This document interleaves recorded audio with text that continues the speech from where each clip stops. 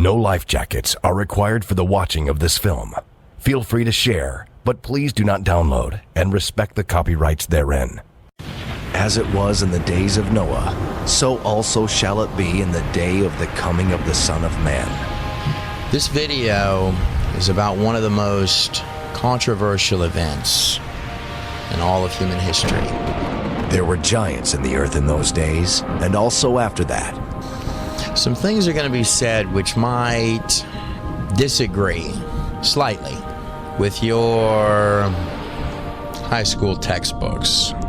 And it came to pass, when men began to multiply on the face of the earth, and daughters were born unto them, that the sons of God, the angels. The Hebrew word B'nai Ha-Elohim, or in English, sons of God, at that point in the text, does not mean cute little creatures with wings. It specifically means extremely ancient, very powerful, dimensional entities, exactly 0 wings. And many of your most ancient texts, like the Sumerian Epic of Gilgamesh or the pages of the Book of Enoch, depicted here, right down to the Septuagint and the precision words from the book of Genesis itself, are saying that in a strange world before that flood, like imagining an era of pure paradise, yet twisted into the deepest levels of the bizarre. The teachings and blood altars of the snake, and all of it entering in to that pre-flood world through these dimensional representatives that the Hebrew texts call B'nai Ha-Elohim, fallen angels. These sons of God, or in the pages of Enoch, the Watchers. Then, of course, plugging itself in to humanity. It's at that point in the text from all across the globe that these agents of darkness began forcefully birthing their own offspring. That the sons of God, the angels, saw the daughters of men, that they were fair, and they took them wives of all which they chose. One thing that seems sort of funny to me is that the people who rule the world teach their kids different things than they want taught to yours. As a touch of a side note, when you're dealing with Luciferians, little witchy people, the top of your most uppity up and exclusive secret societies and their beliefs of the teachings of the beings that entered in the land before time world that existed prior to that flood. You may hear terms like the secret doctrine, mystery religions, or, my personal favorite, the age and time period of Atlantis. Shh. It's supposed to be a secret. When the sons of God, fallen watchers, came in unto the daughters of men, and they bare children to them, the same became mighty men which were of old, men of renown. I want to go a little further than just cracking open Pandora's box to peer into that pre-flood world. I definitely want us to take a critical look at the teachings of these fallen angels, the claimed mystery teachings, the mystery schools, making it perhaps full circle. The little shadow people to the deepest regions of the occult and entities, washing us up finally at the mother of all harlots, the great goddess of every dark age and empire, Babylon. But Noah found grace in the eyes of the Lord. These are the generations of Noah. Noah was just a man and perfect, untampered and pure in the bloodlines of his generations, and Noah walked with God. And Noah begat 3 sons, Shem, Ham, and Japheth. You know, when I hear about bloodlines, I get really interested. There's always something special about the blood. You ever notice how it's often the tiniest little bitty details that bring the most illumination? Of course, I'm hoping that surely you didn't believe that this is a story that ends with a boat. Isn't it always the end of one thing where a new thing begins? It was in the same day that Noah, Noah's wife, as well as his 3 sons and their wives went into the ark. After every land-dwelling beast, wherein is theirs the breath of life, had been loaded into the ark, each after his kind. And as Noah and his family entered, the Lord shut the door to the great boat. It was then that the rage of the flood began. Notice that the text says that it was God himself who shut the doors. Now, Noah was a carpenter, right? It's come to my attention that God seems to really like carpenters. As waters increased, the ark was lifted up above the earth, and the violence of the waters prevailed, and were increased greatly upon the earth. Yet the ark rose and rode upon the face of the waters. All in whose nostrils was the breath of life, of all that was in the dry land, died. But it's not just the secrets, the occult, and the mouth of madness.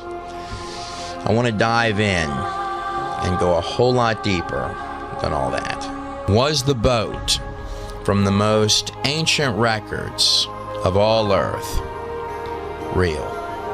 We're going to talk about the waters. We're definitely going to take a little peek at the volumes of the water. And some things are going to be said which are certain to make your favorite university professor highly uncomfortable, because I like doing that kind of thing. Will it float on the rockiest of violent and angry seas? Biological evidence that is literally screaming out for your attention. Sifting through the little bitty details, careful not to leave any fossil unturned.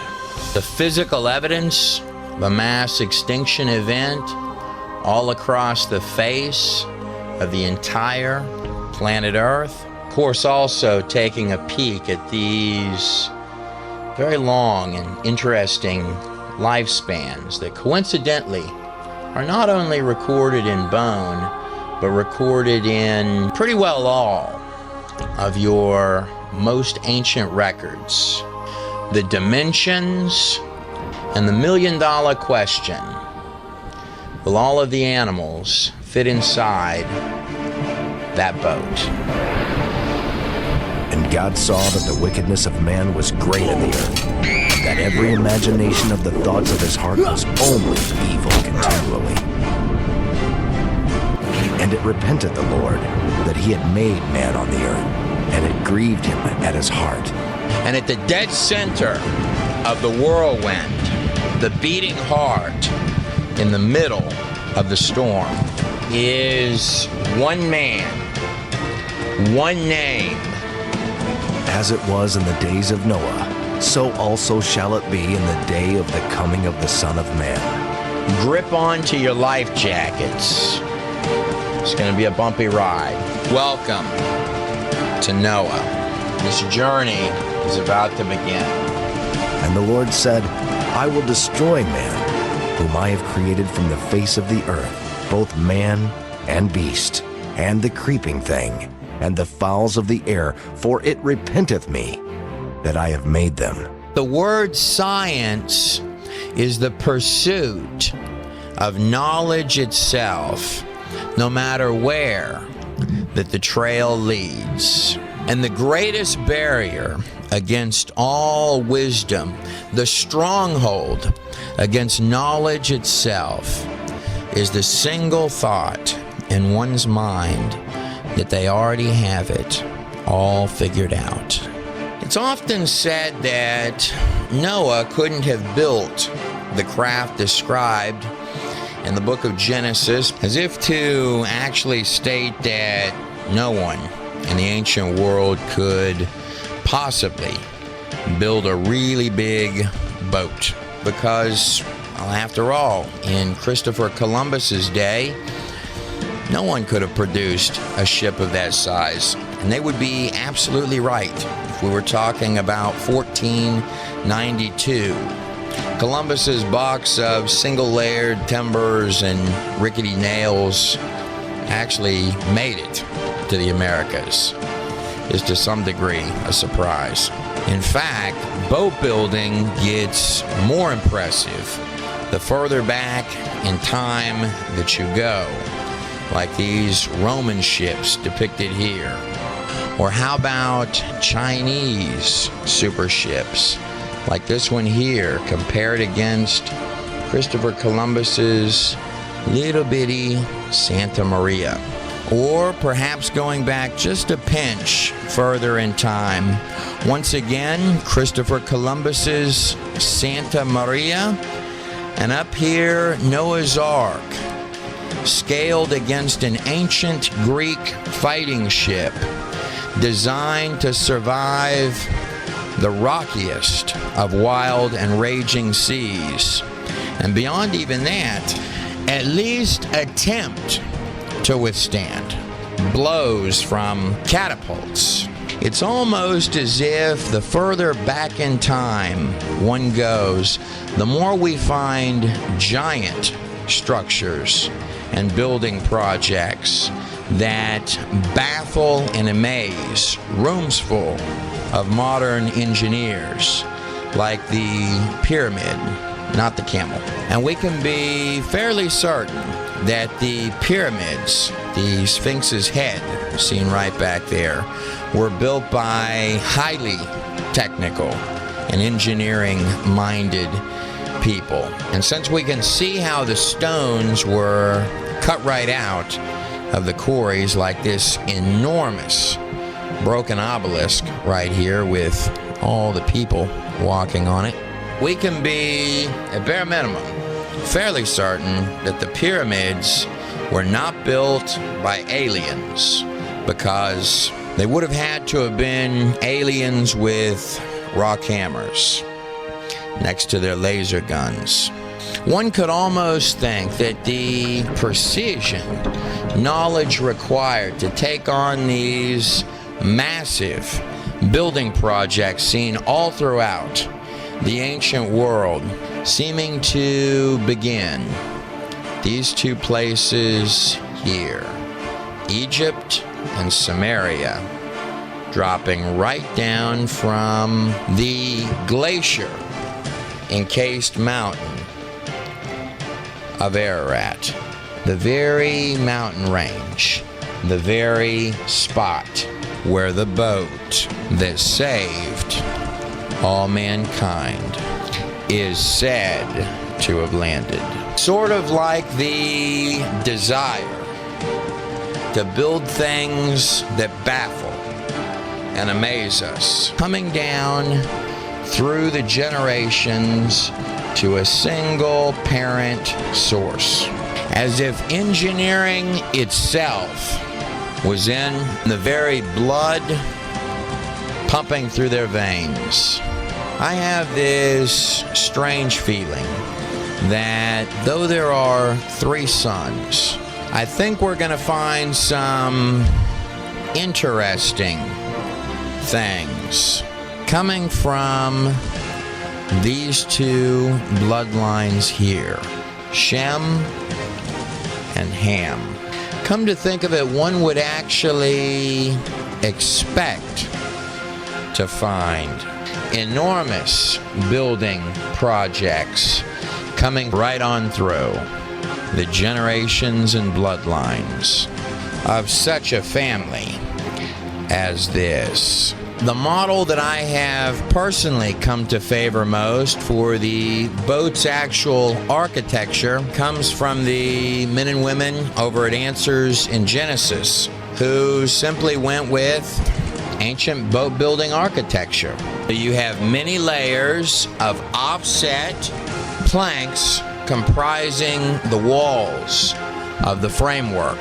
The pegs, of course, expand when the boat hits water, making it more watertight than any nail. Interlocking, interwoven layers, even loaded down with weights, much more than what the animals ever would have been. There is no practical argument that that boat won't float.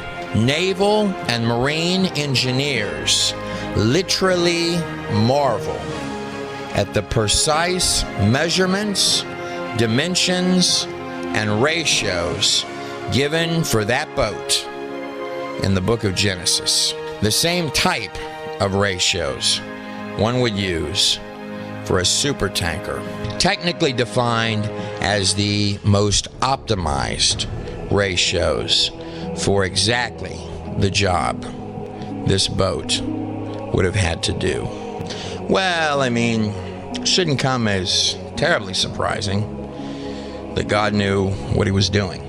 Look at the boat in comparison to the size of what would actually be skyscraper size waves and troughs coming at it. You would have to rip the roof off of that boat to sink it. I guess the next question that might come to mind, how big were the waves? Really? And of course, could all the little animals survive? Perhaps even comfortably. Don't worry. I have this strange feeling that no matter how rocky this boat ride gets, it's going to come out just fine. On this journey to understand the truth behind the enormous boat, the vessel that saved all mankind according to the most ancient records of all Earth, we definitely do not start with a boat or the razor-fine details and leftovers of a global flood, nor do we begin at the base of the oldest and largest ziggurat in the world, ancient Eridu, the little dimensional gateway for the Inky, the very spot where the great god Nothing is recorded in stone to have entered.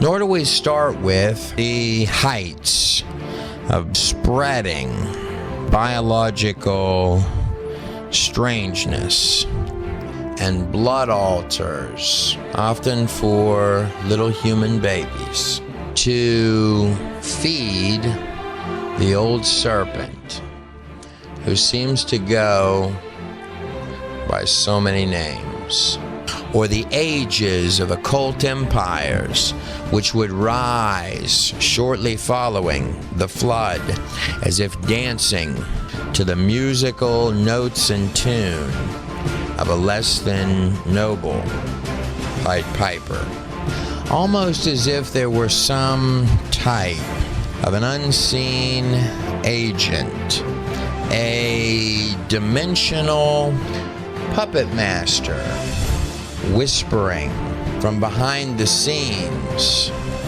of empires. You know, it's funny. Names and languages can change, but the symbols seem to stay the same. And you can follow those symbols all the way to the start of the brave new world. The same starting place, coincidentally, where your first records of biological anomalies begin to appear. When peering through the looking glass, it's always an eerie feeling to find out that there's already something looking back through at you. In this modern age, I often hear people state that the supernatural isn't real, that the occult isn't real, and that what you can see with your eyes is all that there is. I strongly disagree with all of that. In fact, I could probably make a very strong case that many, if not all of those things, are actually more real than you are. Of course, that depends on what you mean by real. Was Jewish Nobel Prize winner Niels Bohr, who very famously gave us the actual model for the atom, who stated, and I quote, "Everything we call real is made of things that cannot be regarded as real." Going a step deeper, in this particular case, to understand the whole picture, it may be wise for us to zoom out for just a second. You know, when looking at the stars in the heavens above, one could easily glance and say, wow, it's enormous out there. Whilst another might look and say, in a finite space, it almost appears as a little bitty fishbowl where perhaps one could hop to a much larger place. Or, wait a second, how about a cradle? And a cradle, by very definition, is not just a place where infants are born to learn, but also to begin. One has to understand that the picture here is somewhat larger than can enough boards be banged together to make a real big boat. Those pages are saying that it was God himself that told Noah to build that ship. Wasn't it Albert Einstein who wrote, "Those of us who believe in physics understand that time, space, and matter are nothing more than a stubbornly persistent illusion." If you were to really look at reality the way that it isn't comprised of matter, but of little tiny dots, statistical probabilities appearing wherever they need to appear next. A literal continuum, a majesty of mathematical wizardry, like a symphony of equations spilling from the source, an intelligent mind, much, much larger in scope than the tiny, feeble understandings and short grasp of the 5 little bitty senses of mortal men, is all made of little tiny particle pixels. creating every tiny piece of the material world itself. Now bear in mind, there are only two distinct possibilities. Either the picture is much, much larger, and you are indeed living in an intelligent construct that is continuously fed by a source. Just as the most basic of observations, from the little tiniest of cells to the stars in the heavens above, suggest.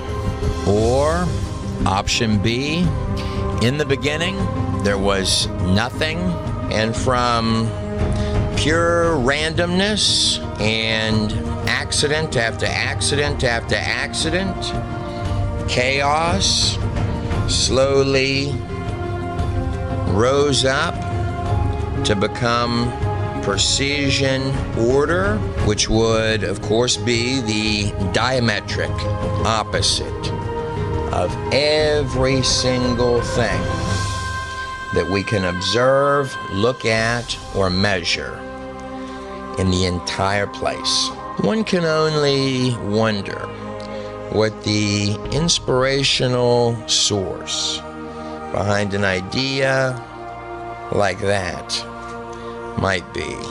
It is further said that it was nothing that exploded and became sheer precision everything, leaving you on a random rock spiraling at 66,000 miles per hour through the universe with nobody at the wheel.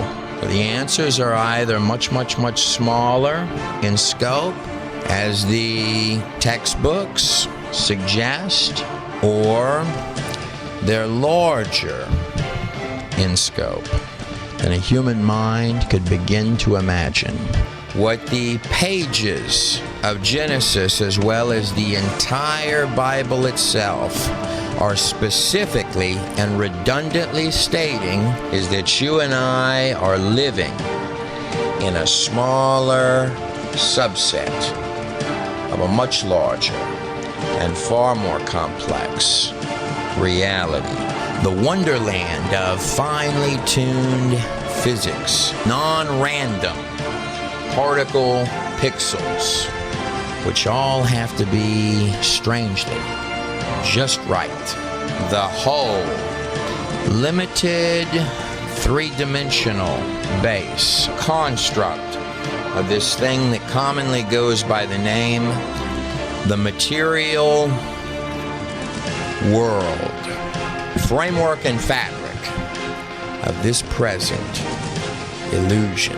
And according to the text, is that before the rage of the waters of that flood began, what once had been beautiful, fresh, new, lush, and mesmerizing had a dark shadow fall down upon it, going from the gardens of Eden to the dark layers.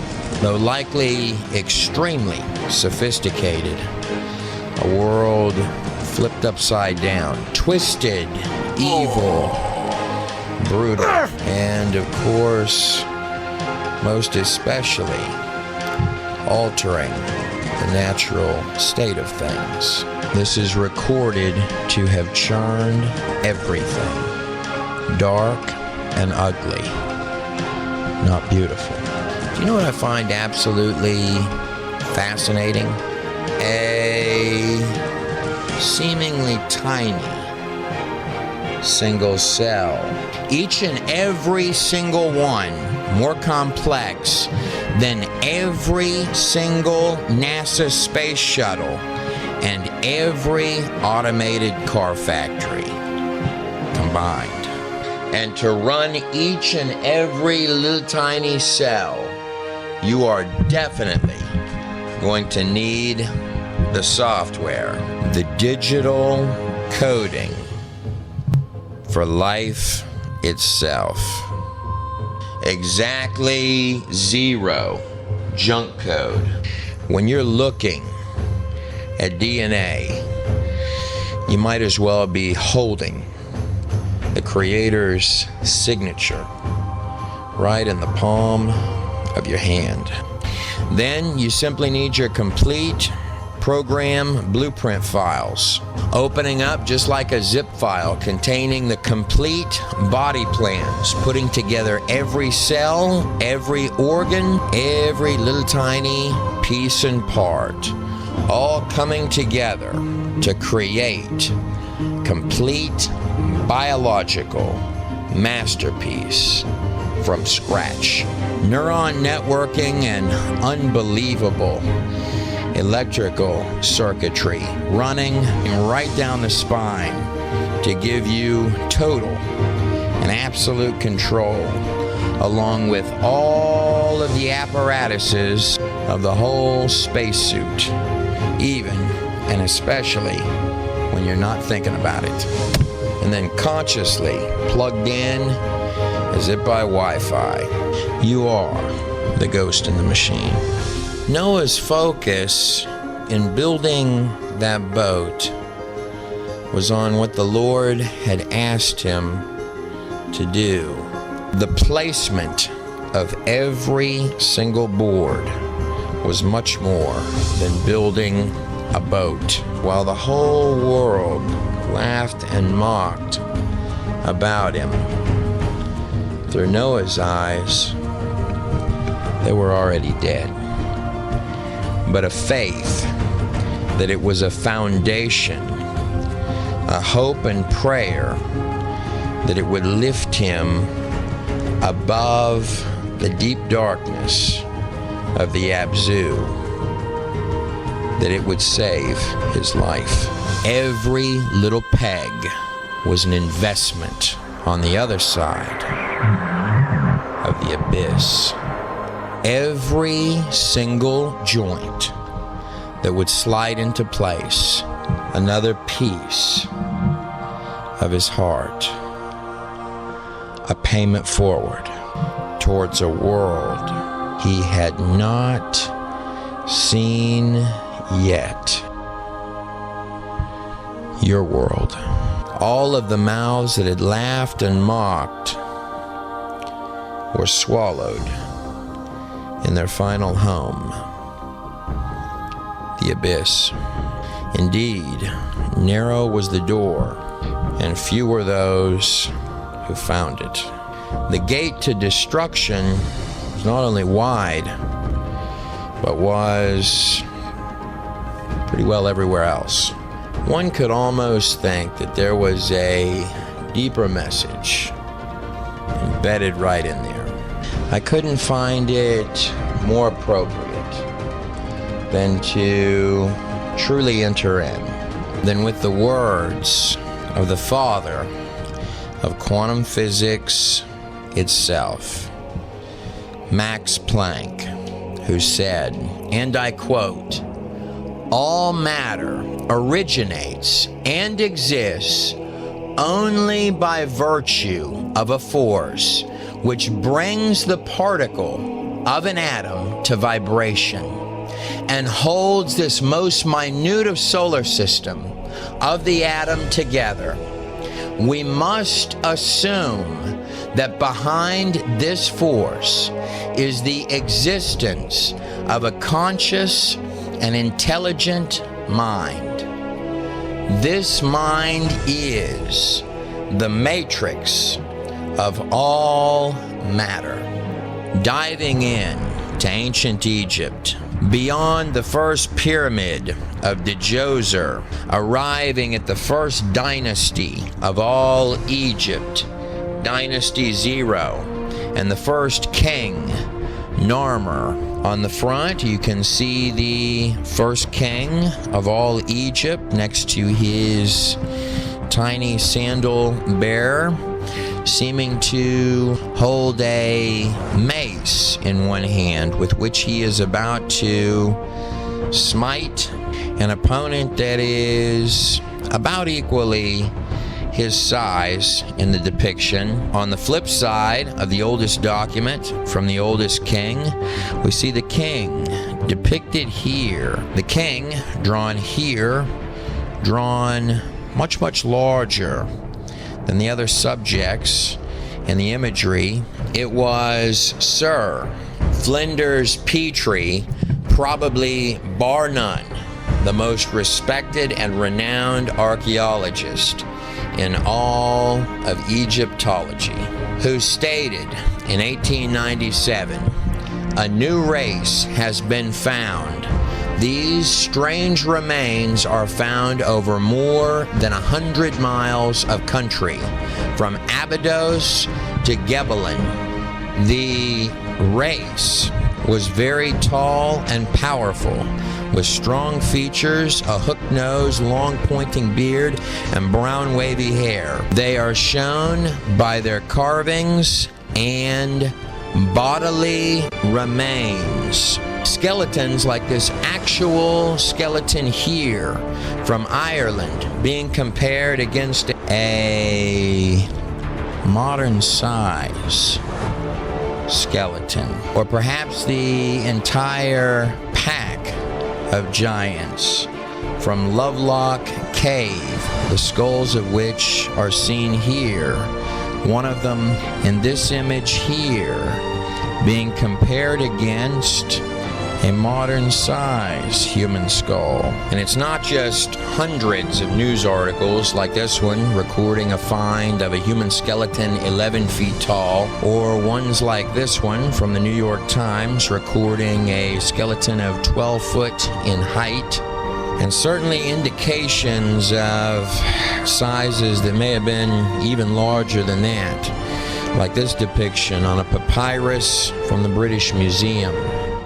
And accordingly, it was the 16th President of the United States, Abraham Lincoln himself, who stated, "The eyes of that species of extinct giant whose bones fill the mounds of America have gazed on Niagara just as ours do now." Abraham Lincoln, 1848. Some of the old articles about giants, even including photos, was the noted attorney and advocate for American Indian Affairs, Vine Deloria, who wrote in his book Holocaust of the Giants, The Great Smithsonian Cover-Up. Some of these old county and regional history books contain real gems because the people were not subjected to a rigid indoctrination about the theory of evolution and were simply astonished about what they found and honestly reported it. Going a little deeper, what's also extremely curious in particularly ancient Egyptian depictions is that all of the color spectrums are already recorded.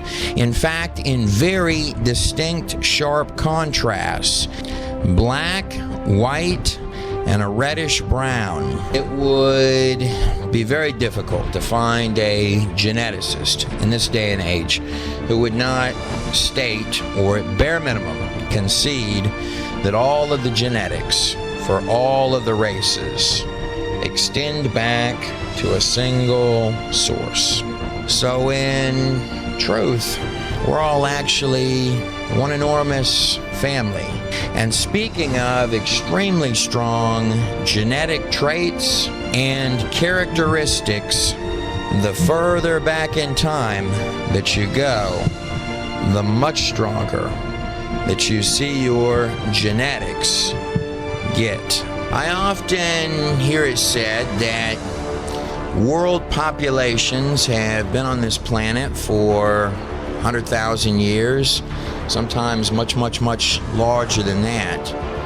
What I find particularly fascinating is that from a very basic mathematical perspective, if I start with two people at an exponential increase rate of 2%, just like today's rate, how long do you think it takes for me to get to 6 billion people on the planet Earth? The answer would be that at current increase rates, you would hit 6 billion people in 1,100 years.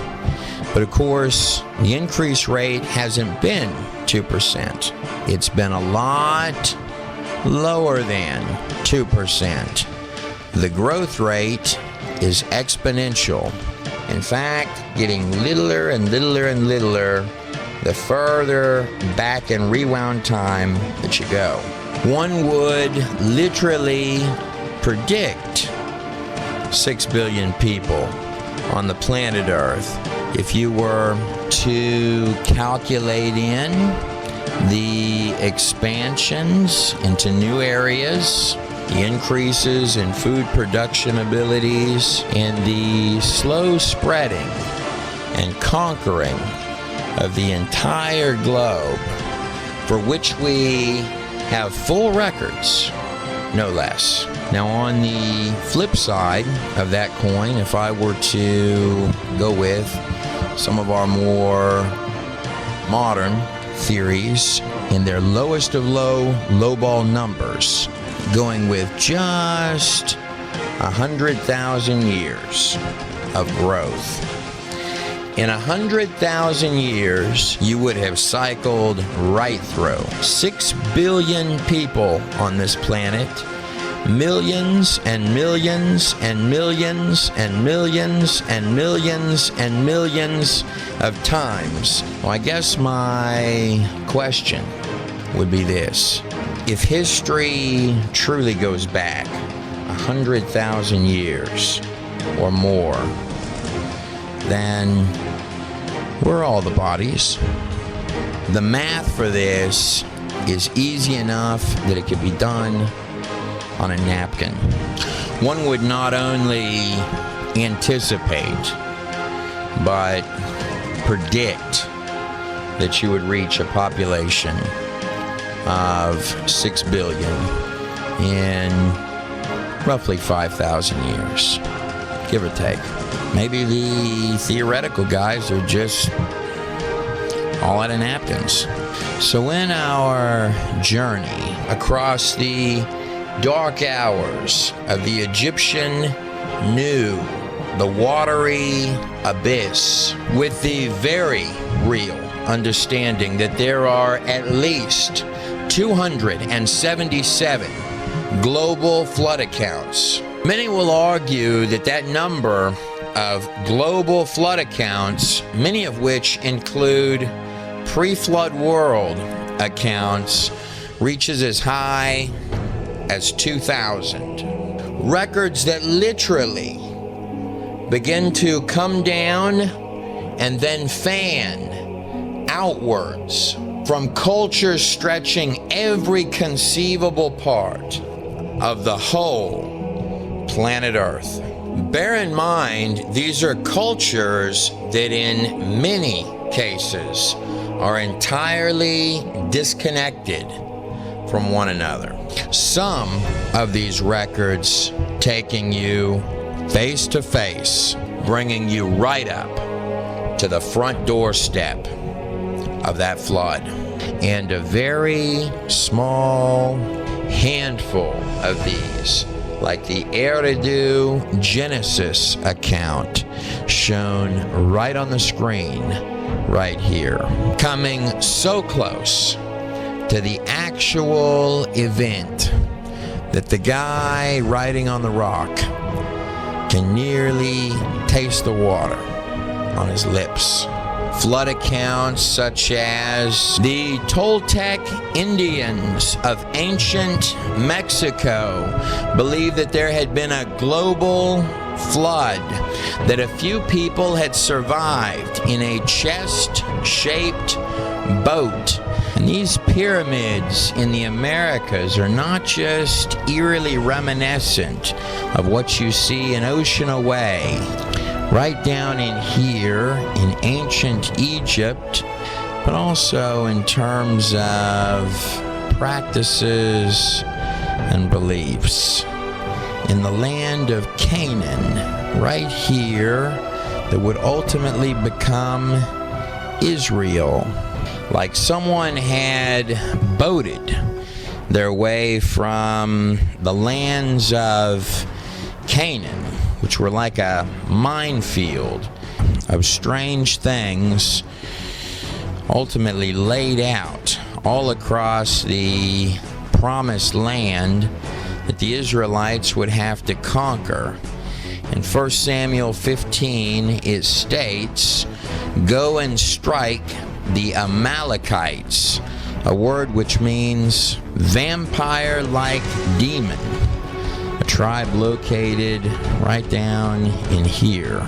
Strike the Amalekites, the sons, the bloodline of Amalek, and devote to destruction all that they have. Do not spare them, but kill both man and woman, and infant and ox and sheep and camel and donkey.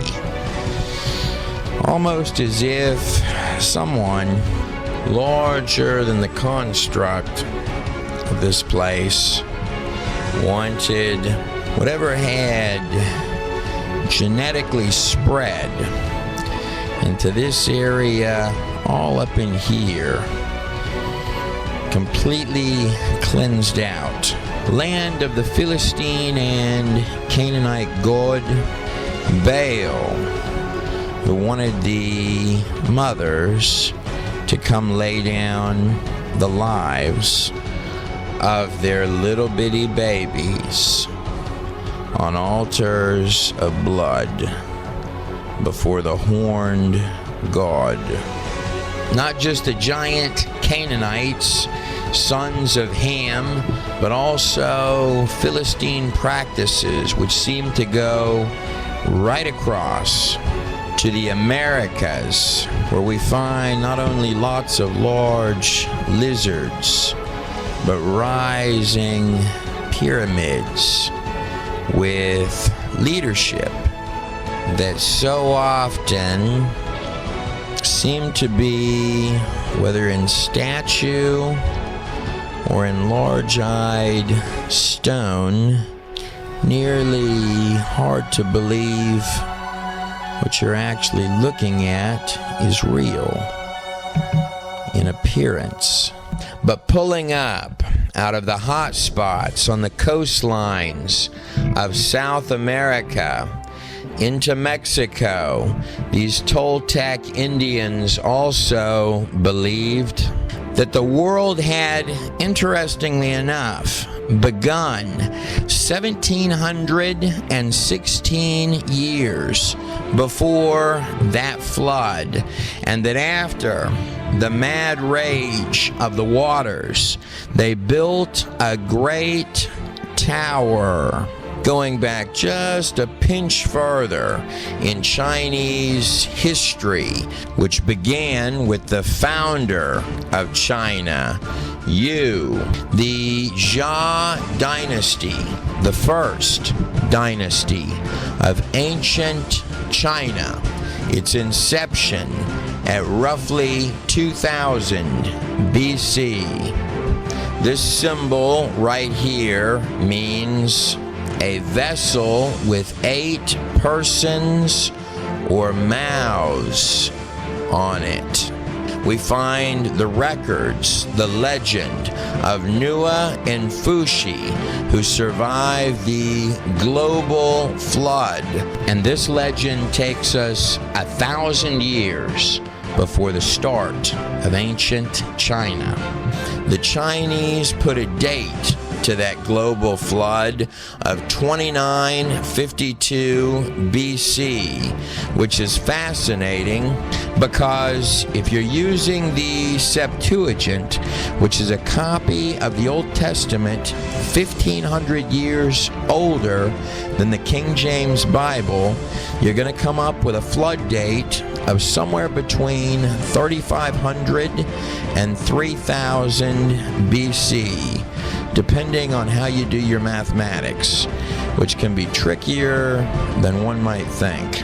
Hopping backwards another step further in time towards that flood, to ancient Egypt, where their first little pyramid stack of rocks would rise in Egypt in 2600 BC, where we find the gods traversing over the deep depths of the blue Abzu, the abyss, to the other side of the destruction of all earth by the waters, to the Egyptian Great Flood account, where you see here an image of the god lifting up the boat that crossed the waters of the abyss.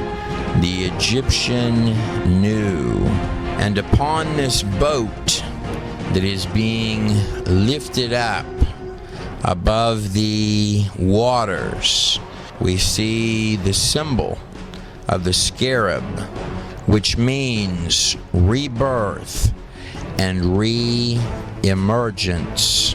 Now bear in mind that the symbolism of the word waters has a dual meaning in ancient texts.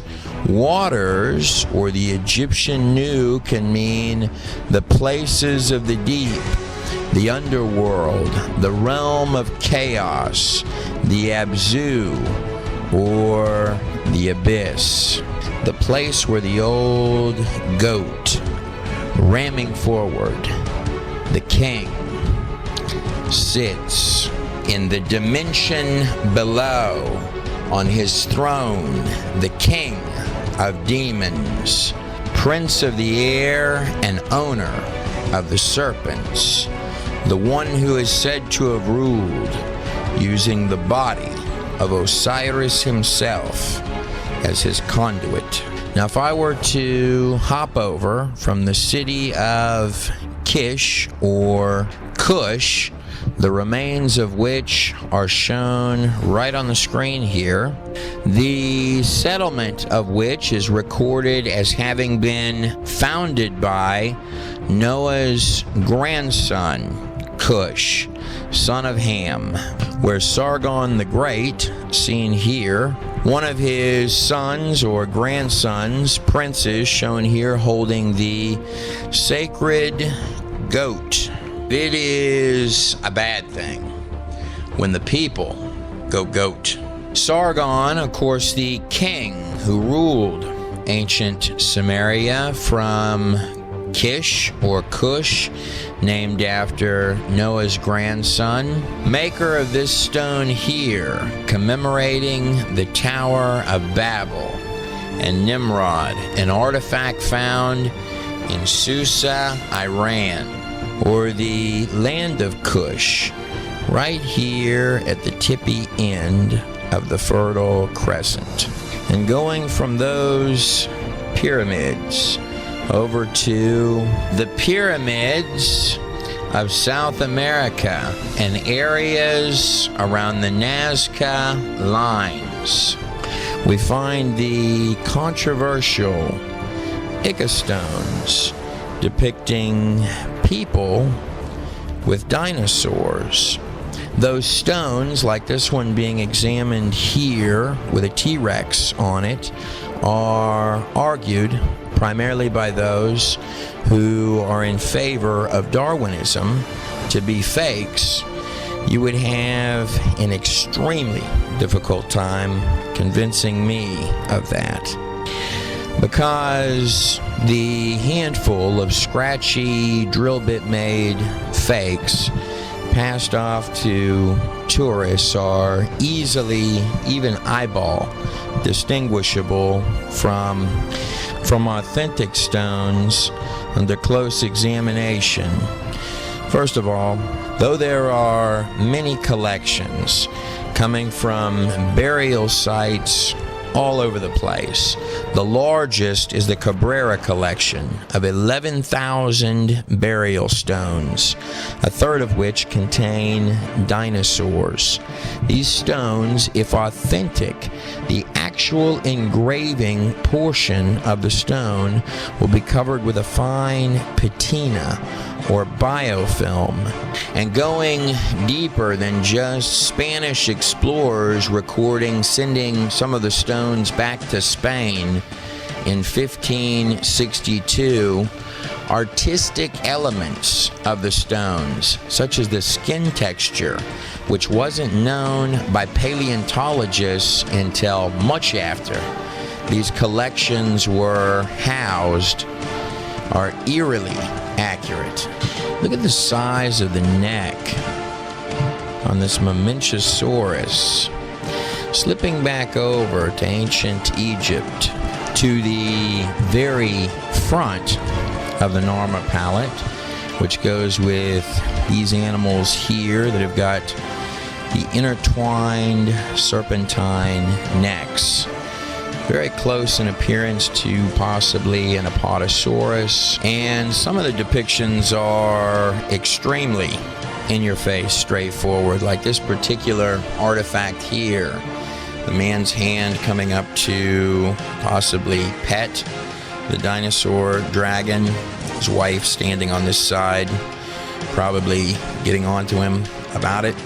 Or the amazing carvings seen in the biblical city of Uruk, compared here against the skeletal structure of a Brontosaurus. Others have suggested that this imagery may be something like the Tanystropheus, very long-necked creature, about 20 feet long, seen depicted here. Zooming in just a little on the Narmer palette, I'd like you to notice that the long-necked creatures depicted have handlers holding on to them. I find this worthy of note because if I hop back over to South America, not only find the pyramid temple practice of human sacrifice and the cutting out of the heart, but also if I look over here, we find again that the dinosaur creature has a handler on it. And you have two human beings in this image that appear to be being torn apart or fed to, possibly given a weapon and forced to do battle with the reptiles. If you take a deep look at the dermal spines seen right here on this boulder-sized rock, these are spines that paleontologists didn't even know existed on these animals until 1991. Creatures like this one, which are discovered, the Amargasaurus with the spines seen in this museum, seeming to exist in at least these areas here where enormous pyramid temples are, and also where the stones containing the depictions are found. Look how fantastically accurate this dinosaur was drawn. This is different angles from a burial vase found in South America, or meticulously detailed stonework from ancient France. Of course, here's the legendary St. George and little dinosaur dragon down here. The question really becomes, where weren't they drawing dinosaurs in the ancient world? Here's a bunch of guys on rock art. Looks like they've got themselves a Brontosaurus surrounded that perhaps they hope to have for dinner tonight. Streams of little dinosaurs on ancient burial cloth fabrics like this one here. To be honest with you, the only thing that I haven't found yet are ancient dinosaur t-shirts. And of course, the word dinosaur did not actually exist until 1841. The word would have been dragons, meaning terrible lizard. The same creatures described in detail by Marco Polo, Alexander the Great, Herodotus, often called the father of all history. One can only wonder how a creature of that size gets underneath the ground. And accordingly, we find soft tissue in these enormous animals, such as the Triceratops, hollow, transparent, and flexible blood vessels. The presence of soft vessels is enigmatic.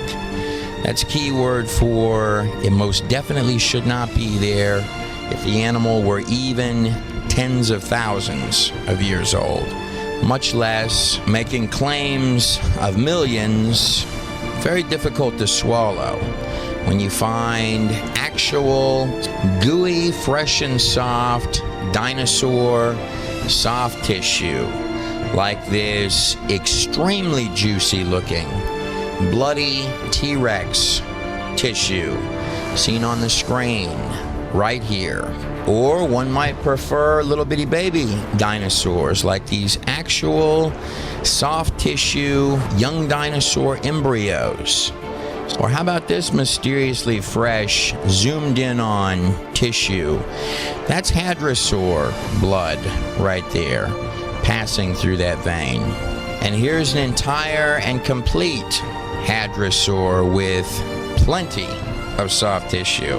Though it can make the heart sink just a little bit to learn that government, secular sciences, and those in support of the beliefs of Darwinism currently refuse at any price to test soft tissue found now all across the globe from these animals. There are those such as Dr. Don Patton, who did some of the investigations on Malachite Man. The first of a number of skeletons was found in the same strata as dinosaurs, as well as research out in Glen Rose, Texas, where you have the longest sets, and certainly not the only sets, of human footprints that are present with dinosaur footprints, more of which appear the more ground you excavate up, by the way. Dr. Don Patton, as well as teams of other doctors in the United States, have tested more than 100 unfossilized pieces of dinosaur bone. I bet you'll never guess how many of them test teeming with carbon-14, i.e. young. All of them. Now, though we find fossils of smaller dinosaurs, I'd like you to notice that the dinosaurs depicted in the drawings, like this creature here that this guy's riding on top of, are much smaller in scale from some of the creatures that we're finding in the fossil record, like this Brachiosaurus right here in comparison to the people underneath. Here's a man and here's a Brachiosaurus. This animal has nostrils the size of a modern horse. What that means is that it couldn't even breathe today. This animal requires not only a different atmosphere, but an entirely different ecological system to survive at all. Which of course brings up the important question that if your atmosphere and ecological systems are Brontosaurus in size different in the past, then let me ask you this, Doctor. And do you think that might pump out Brontosaurus size results that skyrocket on your dating tests? Not only do our living fossils, of which there are wealths, look identical in the fossil record as they do right now today, But one little bitty catch. For example, horsetail plants, like this one on the screen here, aren't just identical in the ancient past, but are believed to have grown to roughly 100 feet in height. This is a modern horsetail trunk. This is an ancient horsetail trunk. Here's your modern dragonfly. Here's your ancient dragonfly. This thing couldn't breathe today or lift up off the ground and fly either. Did you know that creatures like lizards, or dragonflies for that matter, actually start off little bitty, just like a regular lizard or creature today, and based upon the individual design of their genetic software will actually grow to be whatever size that the environment they are born into allows for. Many, of course, requiring much longer lifespans. It's really almost like a de-evolution, isn't it? Things going from bigger and better and tougher to smaller and lesser and weaker. This right here is an armadillo from the ancient world that is roughly the size of a small car. This is the fossil of an ant. It's about the size of a modern-day hummingbird. This is an ancient crocodile called a super croc, which could just about fit a modern crocodile right in its mouth. This is a modern bald eagle's head. This above it is an ancient bald eagle's head. This is a 3-foot-long rodent. This is a giant fossilized cockroach. These can get up to 18 inches. Give a very special thanks to Noah for not letting a pair of these get on the boat. This is a 14-foot-long turtle. This is a giant ground sloth. Rhinoceros bones, which are 17 feet tall. This is a modern beaver's head.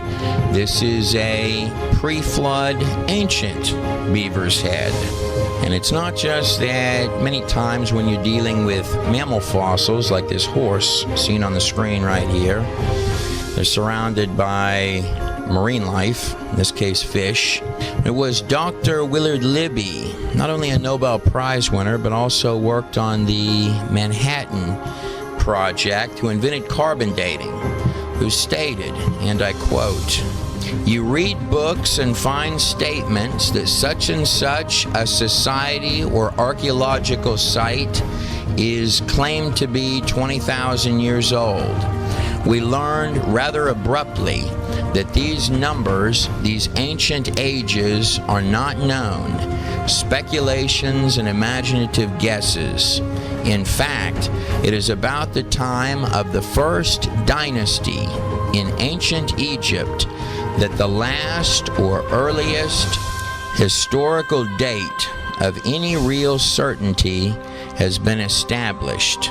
One can only wonder what Willard Libby would think about the large numbers they toss around now. I believe it was Dr. Robert Lee who stated, "Why do geologists and archaeologists still spend their scarce money on costly radiocarbon determinations? They do so because occasional dates appear to be useful, while the methods cannot be counted on to give good, unequivocal results. The numbers do impress people and save them the trouble of thinking excessively. Absolute," end quote, "dates determined by a laboratory carry a lot of weight and are extremely helpful in bolstering weak arguments." This is a frozen baby mammoth named Dima, and this is a very, very extremely common example when it comes to radiocarbon dating. One part of the creature tested 26,000 years old, another part 40,000 years old of the same creature, and the wood next to it 9,000 years old. One might say, what about the testing methods that give really large dates, like uranium or potassium argon, which is what all these tests were done on. Every one of these sites from recent history which were dated using potassium argon. This one giving dates 200,000 plus for a site roughly 1000 AD. This one giving dates of 275,000 years. This one from the 1800s in Hawaii, 22 million years.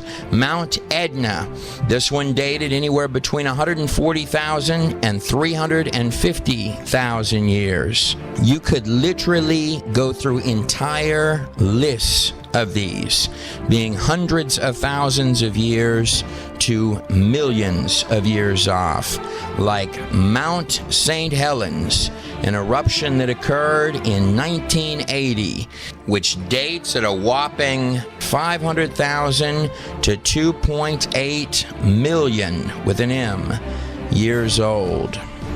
Another curious little factoid, on this side you've got the Grand Canyon, which some claim was formed over millions of years by this little tiny river down here. On this side, you've got what commonly goes by the name the Mini Grand Canyon, which was formed in 30 minutes. Identical, just smaller in scope, to the larger version. This canyon was formed by glacier ice that melted during the eruption of Mount St. Helens. It's funny to me how catastrophic events can change the landscape of everything. Dr. Lee continues, no matter how useful radiocarbon dating it is, the radiocarbon method is still not capable of yielding accurate and reliable results. There are gross discrepancies. The chronology is uneven and relative, and the accepted dates are actually selected dates.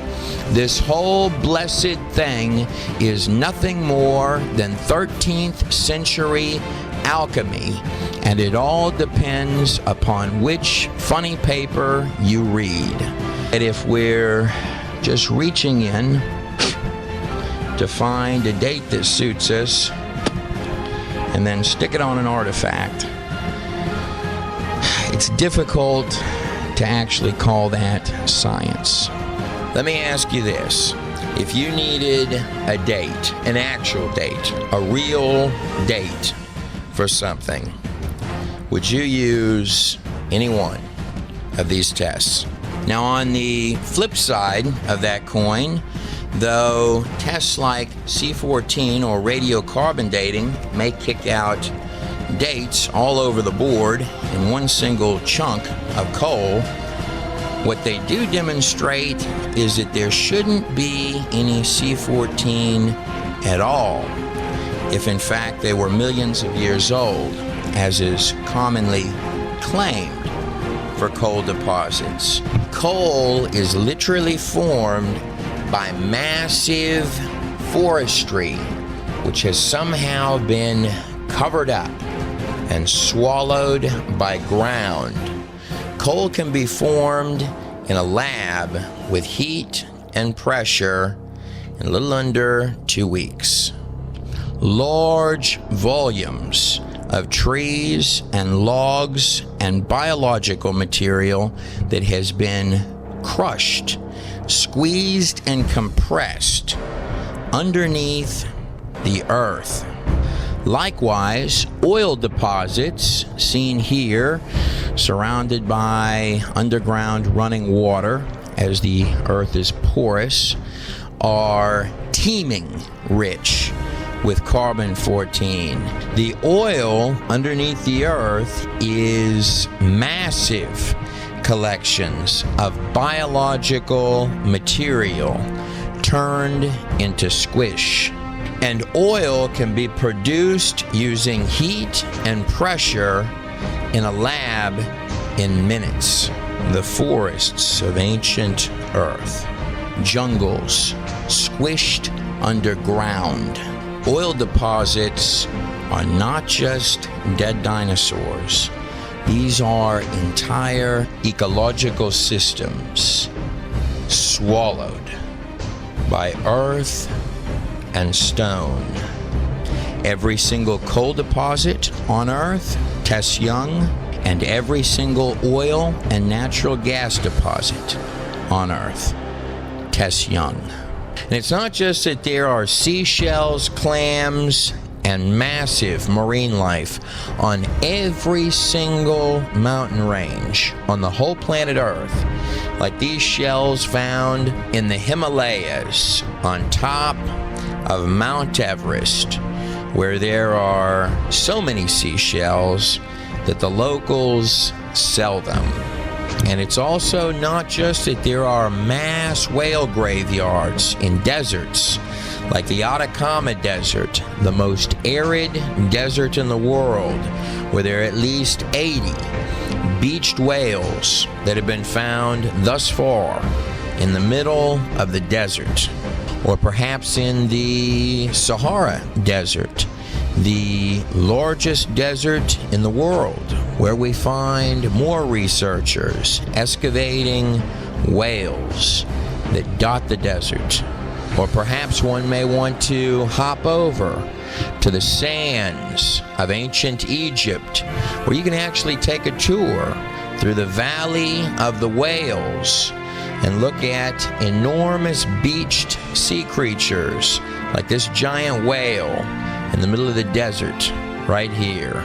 But it's not just whales that are pulled out of deserts.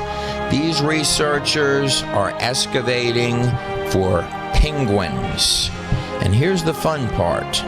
The penguins found in those deserts get up to 5 feet tall. Here's a modern penguin.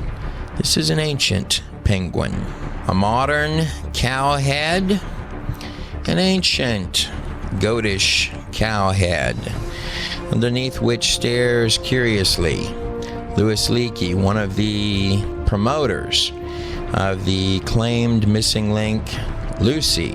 It's often said that one would be foolish to not believe in Darwin's 1859 theory of evolution. What's strange is that there has never actually been more shadiness for any single science or all of the sciences combined than there has been for that single segment of claimed science. These embryos shown on the screen behind me were found to be fraud in 1874. Haeckel's fraud embryo drawings were meant to make human development look like animal development. These embryos are still used very often in children's textbooks, no less, right now today. Ernest Haeckel, the maker of the fraud embryo drawings, stated that other than his fraud drawings, that the fossil record was the best evidence for evolution, which is actually kind of funny to me because Charles Darwin himself stated that transitional fossils morphing from one kind of creature to become another, more specifically the lack of transitional fossils, were perhaps the most obvious and serious objection which could be urged against his theory. Just like from a genetic perspective, the animals can have different varieties and variations within the body plans of their specific genomes, not seeming to morph into one another. Same thing with the fossil record. that these animals are not seeming to slowly or gradually become one another. On this particular evolution chart, sort of similar to the embryo drawings, and there are many of these that you can take your pick from out there. But we see sort of a doggish type creature that is crawling forth out of the water. Up here you see the dog with sort of amphibious, maybe kind of duck-like feet that is slowly going to become a modern dog, is the idea. Or lineups like this one, where what we're actually doing is we're taking, in this case I got a whale at the bottom, and I'm taking independent animals that go from smaller to greater, starting with a rodent, to illustrate some kind of developmental process. You could do this with any series of bones, by the way, where we're taking small bones of one type of animal and then larger bones of a completely and clearly different type of animal and putting them side by side with no transitions between the creatures. You could do this with anything, smaller to larger. And then as my proof for the transitions, I come up with sort of awkward drawings like these to show progressions for which there are no bones, but I've got the animal in these kind of strange stages to get me from one animal I've got bones for to the larger animal that I've got actual bones for. But from a genetic perspective, the dogs were to speciate, beginning with an original pair. And this is trackable, by the way. And then you're going to get your different kinds of dogs that will stem out from the original genetic software inherent to the pair of animals. Believed in the case of dogs to be trackable back to probably something like a gray wolf. The genetic software in these creatures, just like any type of software, only times every piece of software ever created by mankind times 100 trillion. And you're probably beginning to get close. This software inherent in these creatures has lots of different variables of creatures that it can produce, just like in Mendel's laws of genetics, which are used for animal breeders. However, there are limitations. Every software program on this screen may have lots of variables, such as background color, etc. In the case of animals, you can have small cats, large cats, or the case of dogs, you can have bald dogs, hairy dogs, spotted dogs, furry dogs, tiny dogs, giant dogs, or same thing with horses. But yet the cats remain cats, the dogs remain dogs, and the horses remain horses, etc., etc., etc. The program has exactly the coding that it requires, just like any living creature, to open and become whatever the program is. In layman's terms, the programming present in cats or dogs or horses or any other type, kind, or genre of creature can have lots of different variables within that kind of creature that it produces, but the genetic coding inherent in cats does not have the information to produce whales, just as the information in dogs does not have the coding to either come from or become fish. Following suit with that, the evolution would have to apply to all of the plant life on this planet as well, leading one perhaps to ask how many apple seeds would have to be planted before one started growing bananas.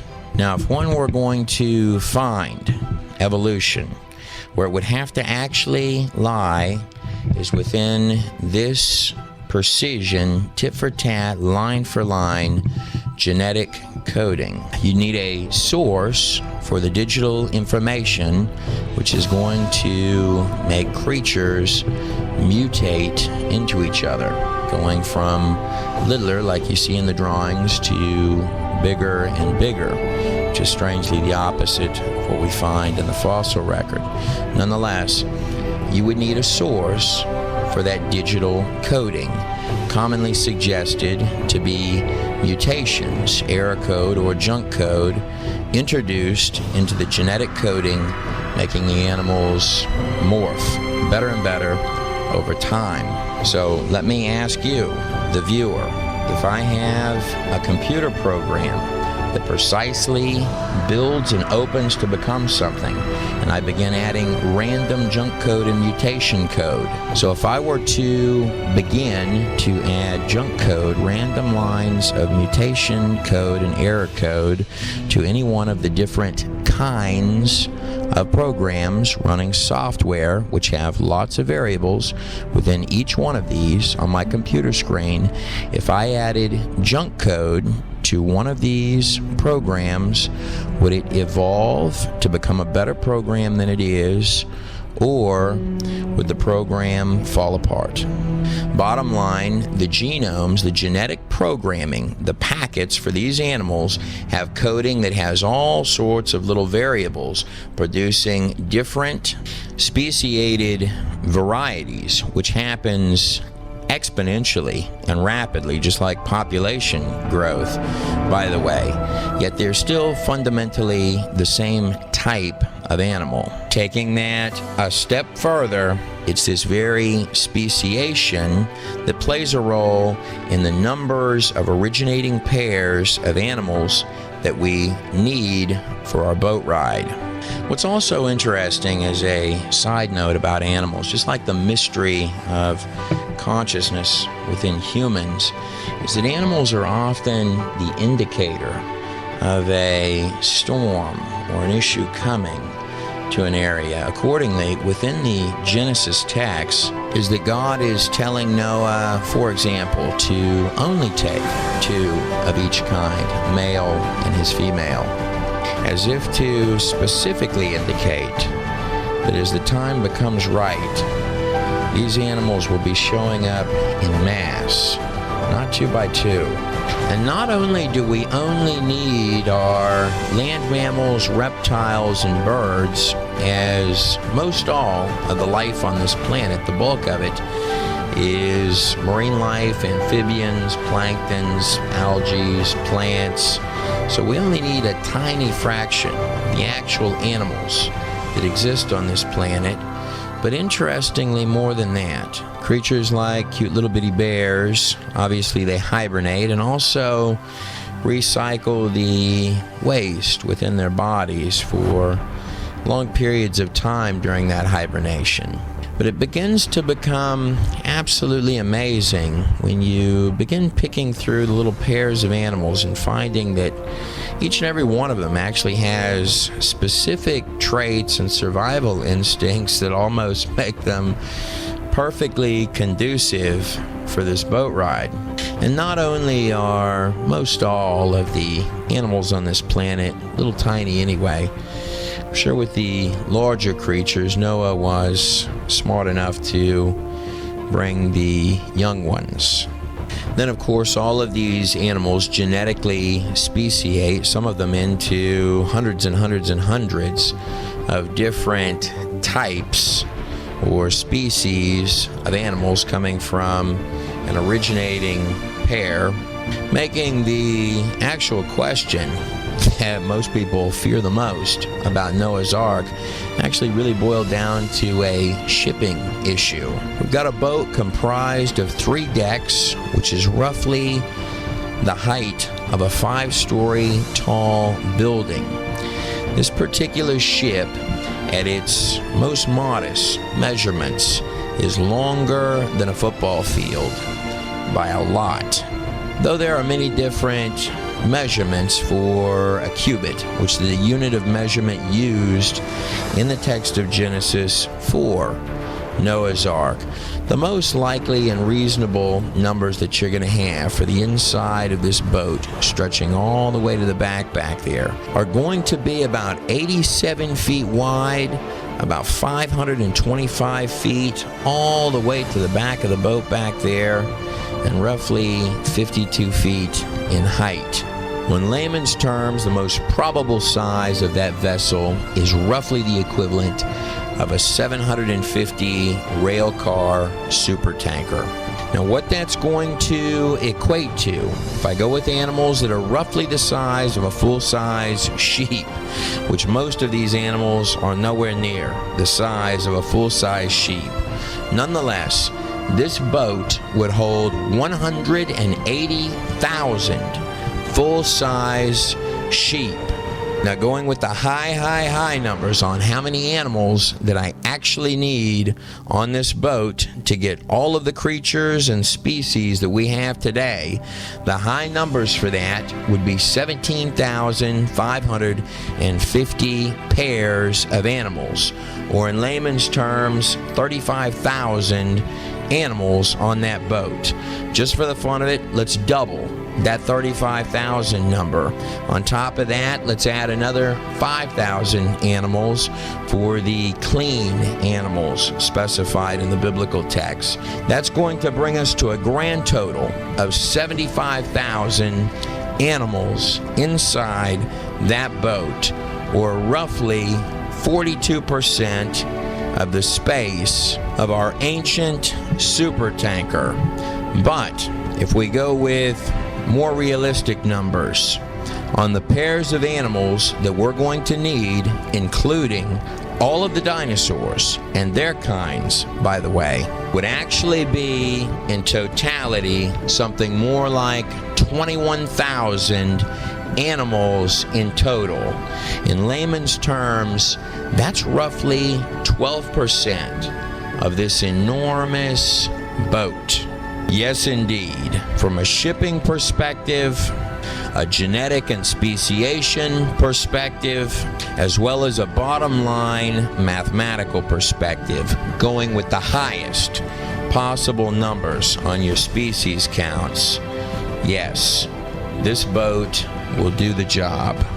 Switching gears to the monkeys to men missing link claims within evolution, it was the famous fraud Piltdown Man, which actually got evolution taught within the public schools. This was a fraud that lasted roughly 40 years until just about everyone involved with it was dead. Imagine researchers' surprise when they finally had the opportunity to actually investigate the claimed one and only missing link that had the head of a human skeleton and tacked on the bottom the jawbone of an orangutan. You could actually go through entire lists of these that turned out to be hoaxes.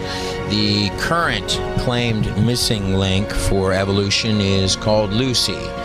Original claims about Lucy were that if it had little feet, that they'd be little human feet. If it had hands, notice it's missing all these parts, they'd be little humanish hands. That if it had a complete skull, that we could tell that it was a humanish skull. And finally, that the pelvis bone, if it was complete and not broken, would show that this small monkey walked upright, which wouldn't matter even if it did, because you have monkeys today that walk upright. Nonetheless, we found many Lucy's at this point with their little hands, their little feet, their little heads, and their little pelvises. And this is how Lucy is commonly depicted at museum exhibits. Sort of looks a little like a mud-covered swamp thing coming forth from a late-night science flick, emerging forth to scare the kids as they walk through, doesn't it? Nonetheless, if we were to do a more realistic and critical recreation of the small African monkey Lucy, or technically an ape, using modern knowledge, and more specifically modern knowledge of the bone structures of these cute little creatures right here. If I follow the very long arms down to the little monkey hands, little ape hands, they're knuckle walkers. They walk on their little knuckles to get around. Accordingly, the hip bones are actually designed for that knuckle walking. And coming down the little leggy on this cute little creature right here, Lucy is commonly depicted in museum displays as having human feet. That actually turns out to be just a pinch important.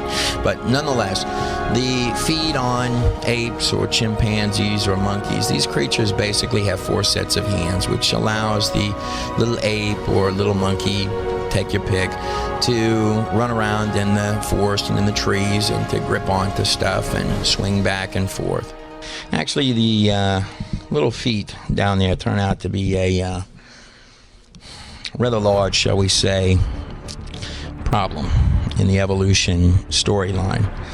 I'll let you dig into that if you like.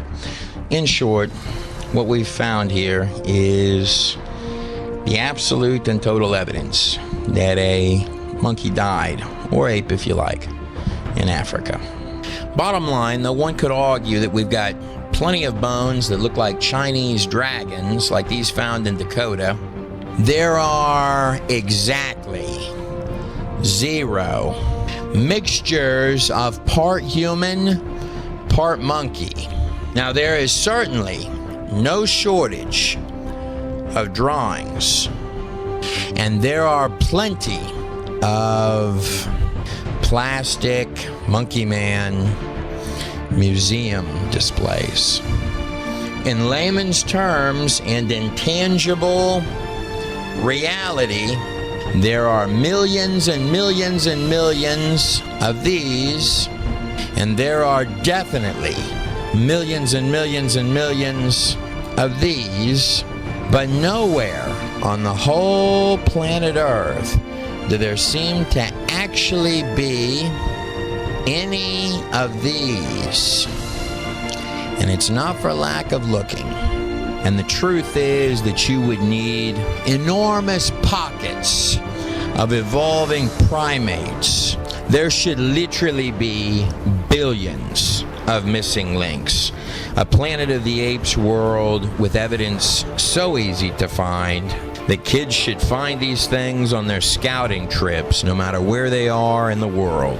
Just like they find seashells, giant clams in the Andes, the trilobites we find fossilized in mountains, which look strangely similar to the whelps of different types of trilobite-like creatures that we find crawling around on the bottom of the ocean right now today. What's sort of funny to me is that if I were to look into the camera and tell you that the swamp thing here was real, that would be science.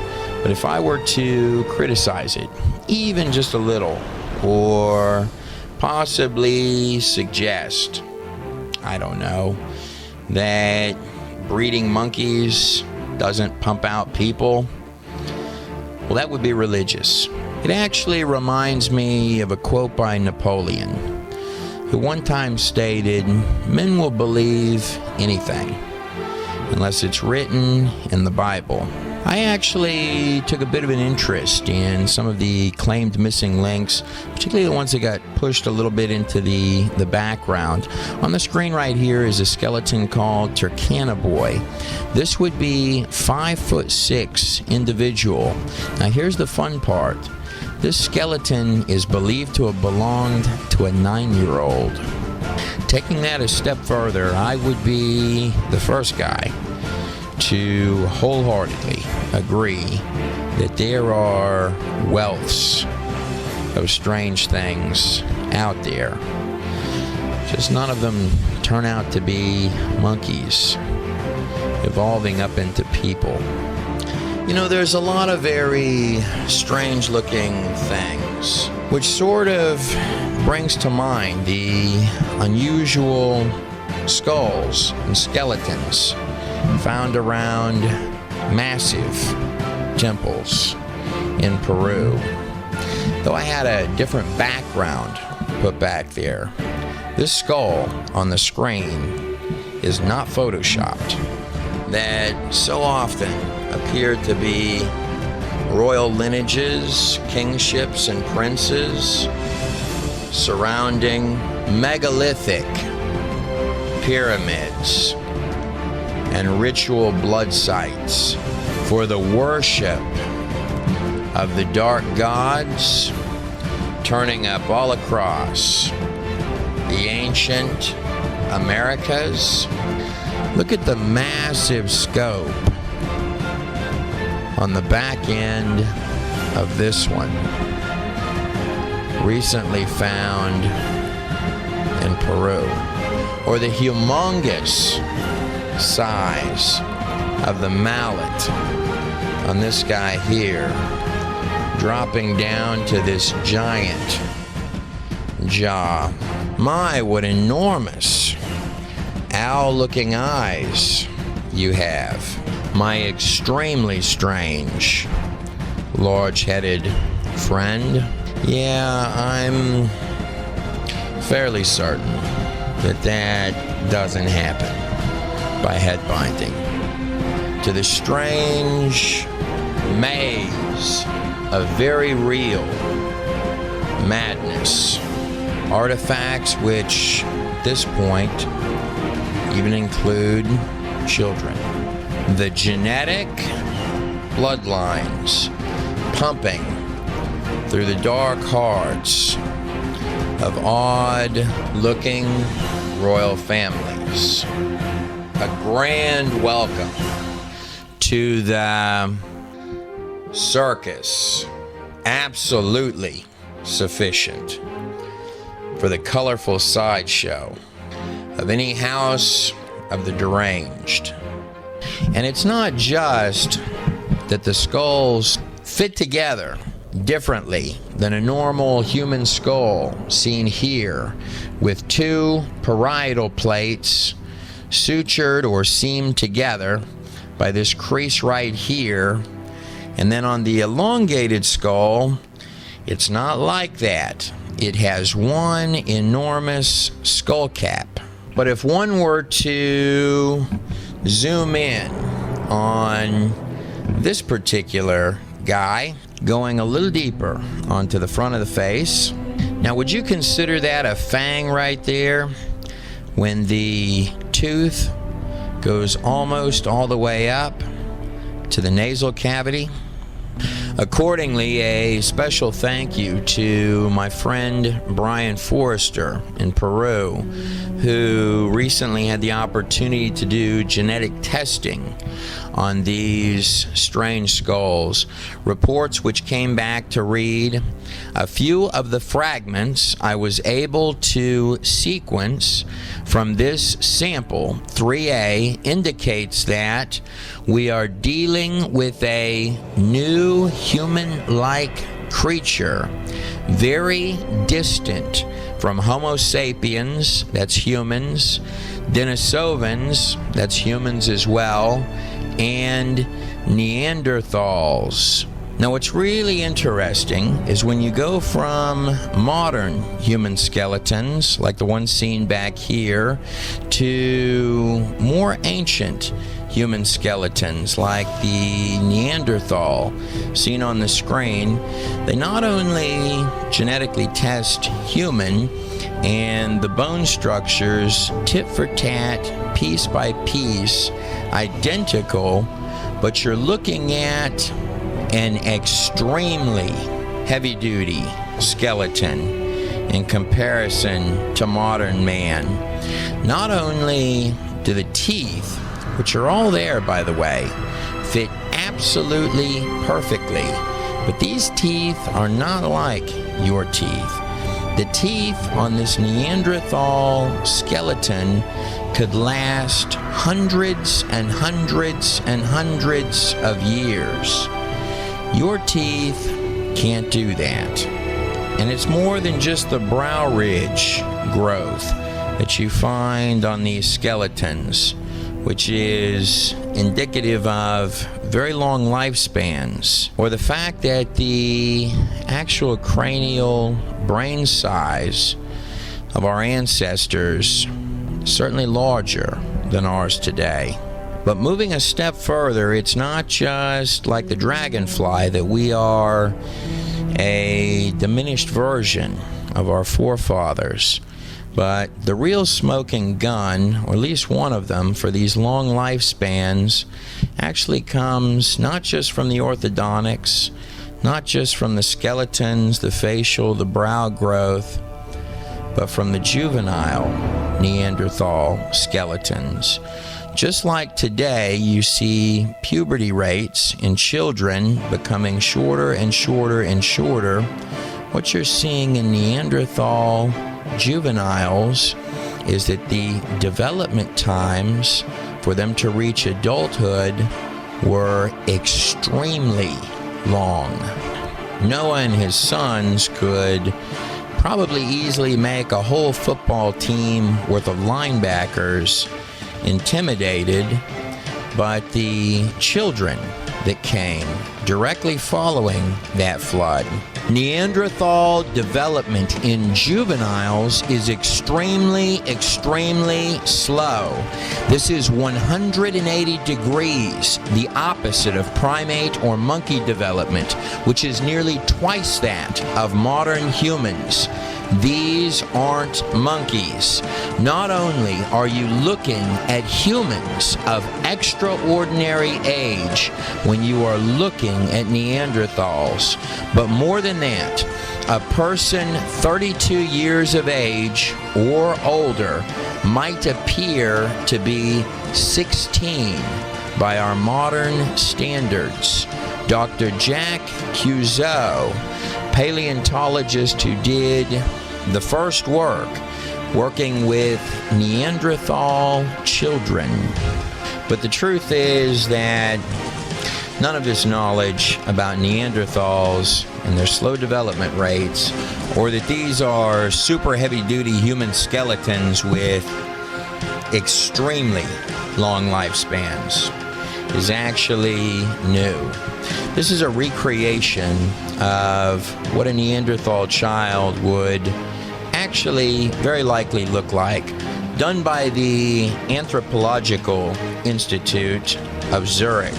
Now, there are those who state firmly that you would be crazy for even suggesting that there was a global flood. Which is sort of strange to me because we're on a water planet. And what we're talking about here is a water catastrophe. If we examine for a moment the topography of the Earth shown here, we see this enormous ridge that's at the bottom of the oceans. Let me ask you this. If there was originally a lot more continent on the planet Earth with volumes of underground pockets of water that are now what we call oceans, do you think that might be helpful in supporting enormous ecological systems? Almost forms, I don't know, the shape of the continents that are between it, sort of like a big zipper where something really enormous emerged out of. But lifting up from the mid-oceanic ridge like a fracture that seems to race underneath our current oceans, forming between itself the continents of all Earth and the surface of every one of those continents, almost as if they were squeezed upward, right in between, are covered with 1 mile to 1.5 miles of strata. And those strata are made of sedimentary rocks, which actually is rocks laid down by water. More than that, within that strata, we not only find massive amounts of trees running vertical through the layers, like this one here, which means that the tree would have had to have been standing up while the layers of strata built up around it for hundreds of thousands of years.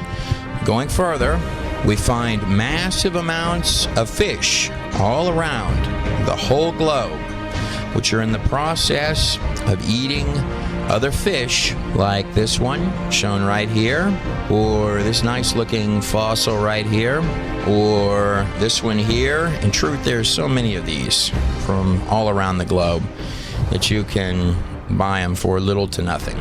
Or perhaps fossils like this one, literally animals swallowed up in sediments while in the process of giving live birth. Now, these strata of sedimentary deposits, that's rocks laid down by water, which cake the earth at 1 mile to 1.5 miles, are often compared to tree rings. I guess my question would be this, because these aren't actually tree rings, are they? That's dirt, correct?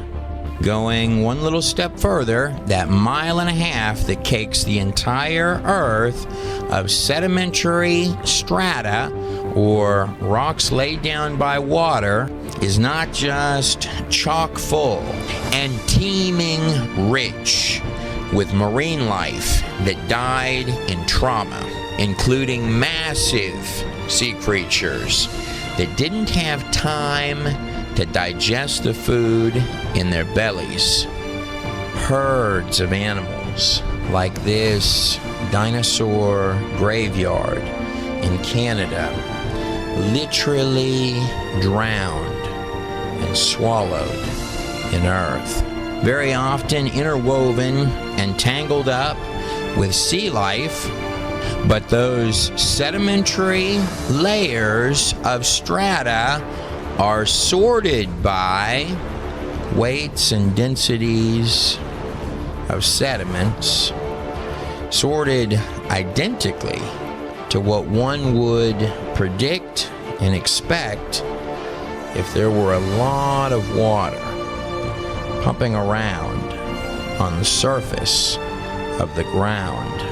The geological column of these strata are commonly drawn like this, with different ages and eras. You'll find this often defined as a mental abstraction, which is putting it generously, because if we were accurately depicting the contents of those strata, it would be seashells and clams, seashells and clams, seashells and clams, seashells and clams, seashells and clams. It was Nicholas Steno, generally considered father of stratigraphy, wrote the book on stratigraphy, literally, of the axioms used right now by geologists today for strata, that these were deposits that were laid down by the global flood. It's a curious question to even ask how one would get the surface level strata, particularly sorted as it is, without there being a lot of water pumping around on the surface of the ground. It's not made of moon dust.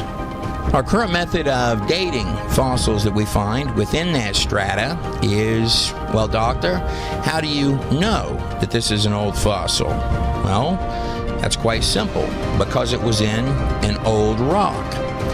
Ah, but doctor, how do you know that it's an old rock? Ah, because it contained an old fossil. But doctor, how are you certain that it's an old fossil? Well, I just told you, because it was in an old rock. This is about as scientific as asking your doctor, why is my cousin blind? And he replies, because he can't see anything. In fact, taking that just a pinch further, 99.99% of the fossils found within those sedimentary strata that cake the crust of the entire continents of the earth are filled with invertebrate, marine life, seashells, clams, planktons, algae, and plants. The other 0.01% is where you begin your vertebrates, and most of those are fish. Phrased like that begins to sound an awful lot like a marine catastrophe, doesn't it? Strangely though, the fact that Steno stated clearly, right on the cover of his book no less, that all of these strata of sedimentary rock laid down by water, were laid down by the global flood, that part oddly doesn't seem to make it over to the modern textbooks. Probably just an oversight. Seem to be a lot of those. Now, if the oceans of this planet were not actually as deep as they are, and you were to flatten out the Earth, this whole planet would be roughly under 2 miles of water all across the globe. Though it was Antonio Pellegrini who in 1859 invented what we now today call plate tectonics. And plate tectonics, widely used and accepted right now today, was first developed by Pellegrini to put together what would amount to the first scientific global flood model. Fast forwarding in time to today, I feel indebted to Dr. Walt Brown, whose hydroplate theory not only takes you step by step systematically through the explosive and cataclysmic formation of pretty much all of the major geological features of the planet Earth itself. You know, it's interesting that not only do the strata underneath the ground have no erosion between the layers, as one would expect if they were tens of thousands, hundreds, or dare I say millions of years old. But more than that, in so many wealths of places on the planet Earth, you find them all together as one piece, bent up as if at one point they were heated and compressed together like silly putty. And it's not just the bones of enormous creatures from the past that seem to have shrunk to today's sizes, but many of those mammoth creatures that are much smaller today, frozen in ice cubes, entire ecological systems, from 50 bison frozen while running to beavers, birds, and everything in between. This is the first of the frozen mammoths to have been pulled forth from the ice, currently housed in St. Petersburg, Russia. Not only did this creature not have time to fall over, but more than that, as if water had been squirting up so high and raining down as chunks of torrents of ice that systematically buried it in seconds. The animal died of suffocation, along with many bones in the back of the creature broken. And this little leggy here that is appearing to step forward has been pelted so many times with ice cubes that every bone in this little leggy here has been shattered. And the real fun part, when you're dealing with these enormous frozen creatures, they have tropical food in their mouths and tummies. And it goes deeper than our dragons buried underneath sediments in mass tangles of burial grounds. On the other side of the globe, in Mongolia, a Protoceratops and Velociraptor in mid-battle with each other, covered with sediments and earth so rapidly that not only did these creatures not have time to fall over, but they didn't even have time to look the other way. What's interesting about the boat's presumed landing point, which is probably not far from where it started from, as the boat really isn't designed to go anywhere. Well, there's nowhere to go, is that it's located a long ways from the areas of intense underwater trauma, where the continents would rise, causing, of course, the buckling effect that you see squeezed up all around the coastlines of the continents, and massive trauma of crinkling, which today goes by the name the Rocky Mountains. And in this area right here, where the boat presumably landed and took off from, one could assume that as opposed to massive smashes of walls of water, that you would see a rising of the abyss that would swallow everything, literally rocking the animals inside to sleep.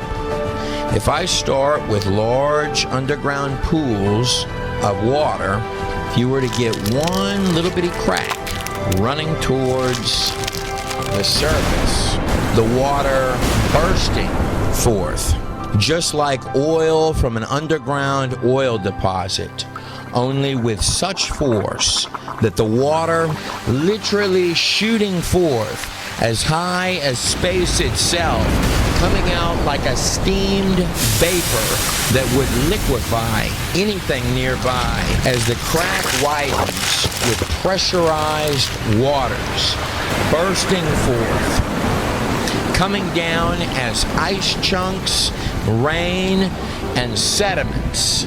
The crack following the path of least resistance, literally racing around the earth itself. A rupture in subterranean waters, which would squirt forth and create our later oceans, could certainly cause it to rain for 40 days and 40 nights. Sediments literally spilling forth, creating the fossil record. It's absolutely amazing that we're living in hours of history where you can actually look at it like a giant scar that ripped open and formed the oceans of all Earth. How about the Sahara Desert, the largest bald spot on the entire Earth, what some, interestingly enough, believe might have originally been the landmass where the Garden of Eden was. Whatever the case, this enormous desert here expands outward at a measurable rate. The Sahara Desert is between 4,500 and 5,000 years old. Now, if I'm correct, you can't get your desert until the water's gone. Is that still right?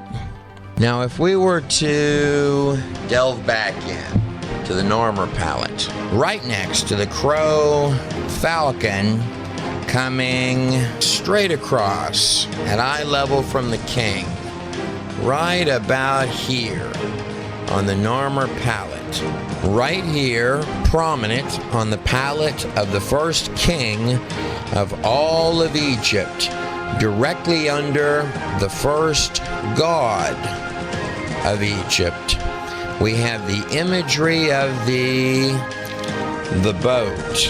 And the boat is, of course, being led by the falcon. The falcon was the animal that was let forth from the great vessel, or the raven, which was released from the great boat, according to the records of Assyrian and Sumerian kings. Records of the flood that covered the mountaintops.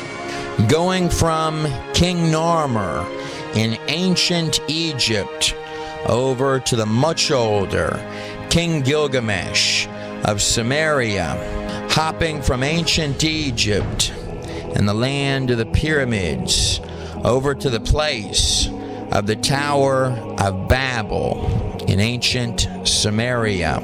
It's important to note that in the Sumerian kings list, there's almost a difference between spiritual kingships and physical kingships.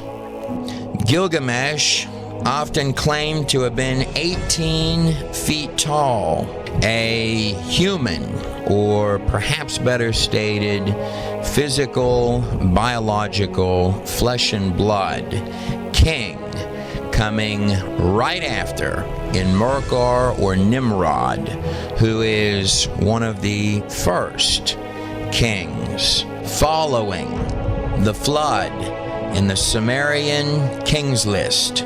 Gilgamesh is always recorded as a giant, seen in this statue with a lion in his arms, as if it were merely a pet house cat. The king, seen here, standing like a tower over the common peoples, literally whipping them into submission. But what really makes the king following in Merkar or Nimrod of the oldest empire particularly, shall we say, special, is that on the 12 stone tablets of his epic, Gilgamesh claims that he is 2 parts man and 1 part God, with a lowercase g, almost as if to say that there was a mother, a father, and something else. It is my extremely strong opinion that the answers are very likely much larger, much deeper, and far more interesting than little men in spaceships visiting us from other planets. I think the scope, breadth, and depth is worthy of far more than that limited view. Nonetheless, if I hop from Gilgamesh in ancient Samaria over to Egypt, it was the one who the Egyptians called Tem, the creation god, who was responsible for the primeval flood which covered the entire earth and destroyed all of mankind except those in Tem's boat. And hopping from Egypt on over to Assyria, Samaria, where Gilgamesh, following Nimrod, was king over all earth. In the elements of the Assyrian-Sumerian account, it states, Utnapishtim was warned by the god E in a dream. He and some craftsmen built a large boat. He then loaded it with his family, the craftsmen, and the seed of all living creatures. Then the waters of the abyss rose up, and it stormed for 6 days. I find it particularly interesting that they went with 6 days for the time in which the flood rose. These top sections, or the pre-flood portions of the Sumerian Kings list, are believed by many to use a sexagesimal system with bases of 60 and an eerie amount of sixes in it. What really strikes me quickly is that there are a 6-digit on the hand wealth of ancient legends and drawings of the tall giants and people of the 6 fingers. 1, 2, 3, 4, 5, 6. It's not just enormous axe heads like these seen at the museum in Heraklion, but the biblical giant Goliath, shown here with the Philistine headwear, was also reported to have 6 fingers. There do seem to be an awful lot of very odd hands out there on stone. Have you ever noticed how you can tell the end of something by the very point where it begins? I think in a good story they call that foreshadowing. Though there are many similarities in the Hebrew texts and the records on stone by your first little emerging cultures, the technical line-by-line precision in the Hebrew text is uncanny. I would have to agree with most scholars that the accounts, though containing similar elements, are literarily independent from each other, which is what one would anticipate to find if the records were independently talking about the same event.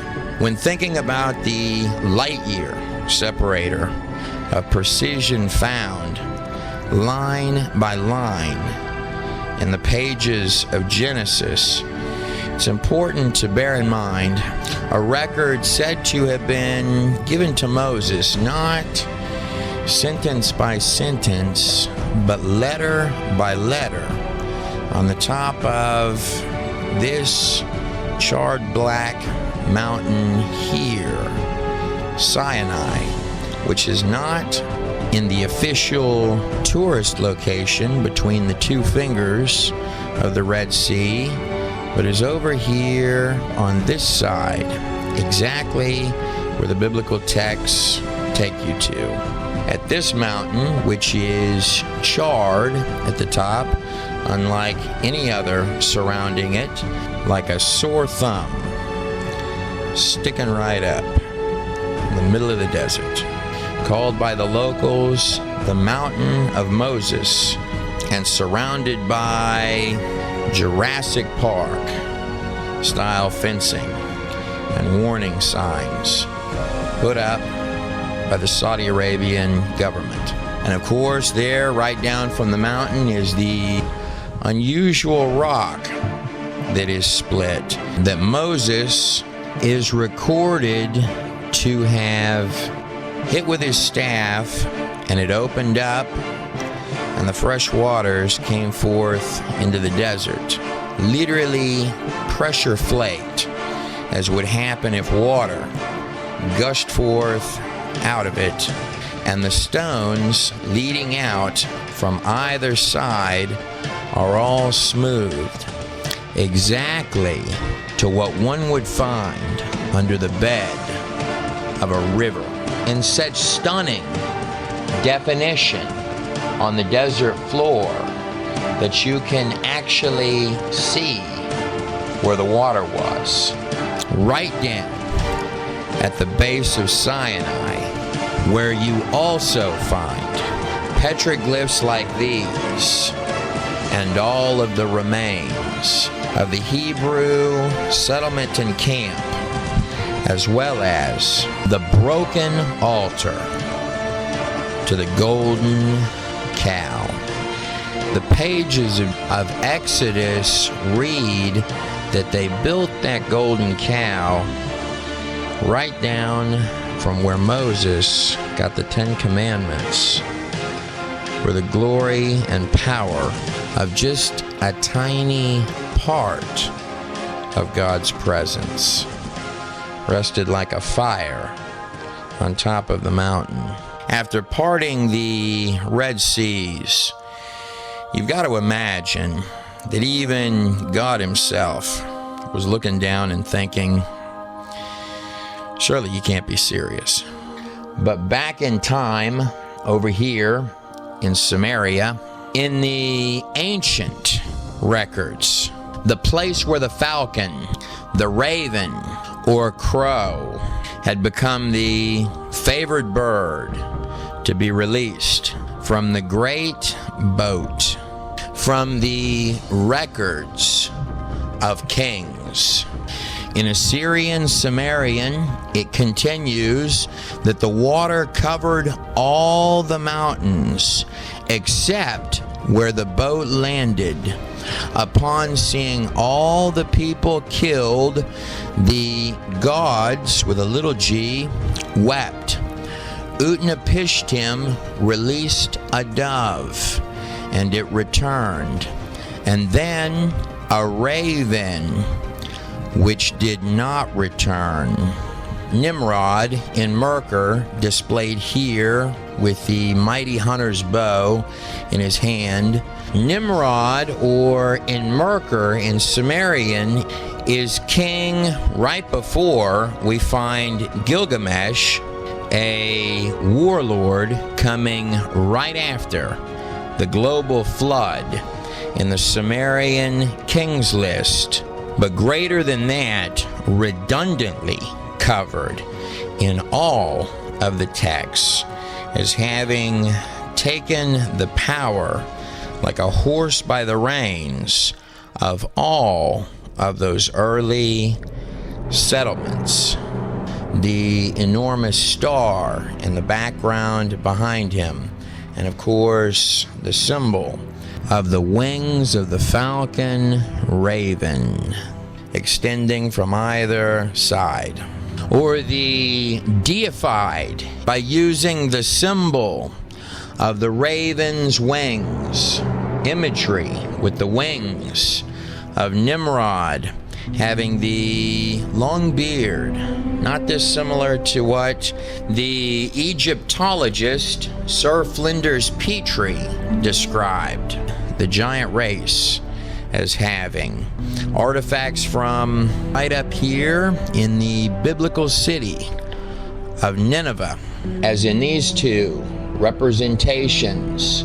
You can see the deified and bearded Nimrod, builder of the great tower that went by the name Babel, holding the pine cone, or the dimensional symbol of the guidance of the third eye. On both of his wrists are these little symbols here, the lotus flower of reemergence, or more precisely, the symbol of the star. More specifically, the symbol of the one who is guiding both of his hands. And the representations of Nimrod can be drawn identically with the head of the raven, seen right here with the dimensional symbol of the third eye, and the interesting Philistine headwear. Artifacts from ancient Samaria, which are stunningly identical to items found an ocean away in the pyramids of the Americas, where the pentacles of truly unusual biological artifacts are found. This one is from Ecuador, This one is Samaria. It's not just the dimensional wisdom serpent that had slithered its way up into the new world. Aren't symbols, by their very definition, smaller representations of larger things? But indeed, the raven had flown its way from Samaria, poking up to be branded in the Americas, which probably means that there were already plenty of people who had gone back and forth to the claimed New World long before Christopher Columbus. The first hint might have been that there were already people there when he discovered it. Flying back over to the land of the pyramids of ancient Egypt, a place where the raven or the falcon is coming right out the window of our boat.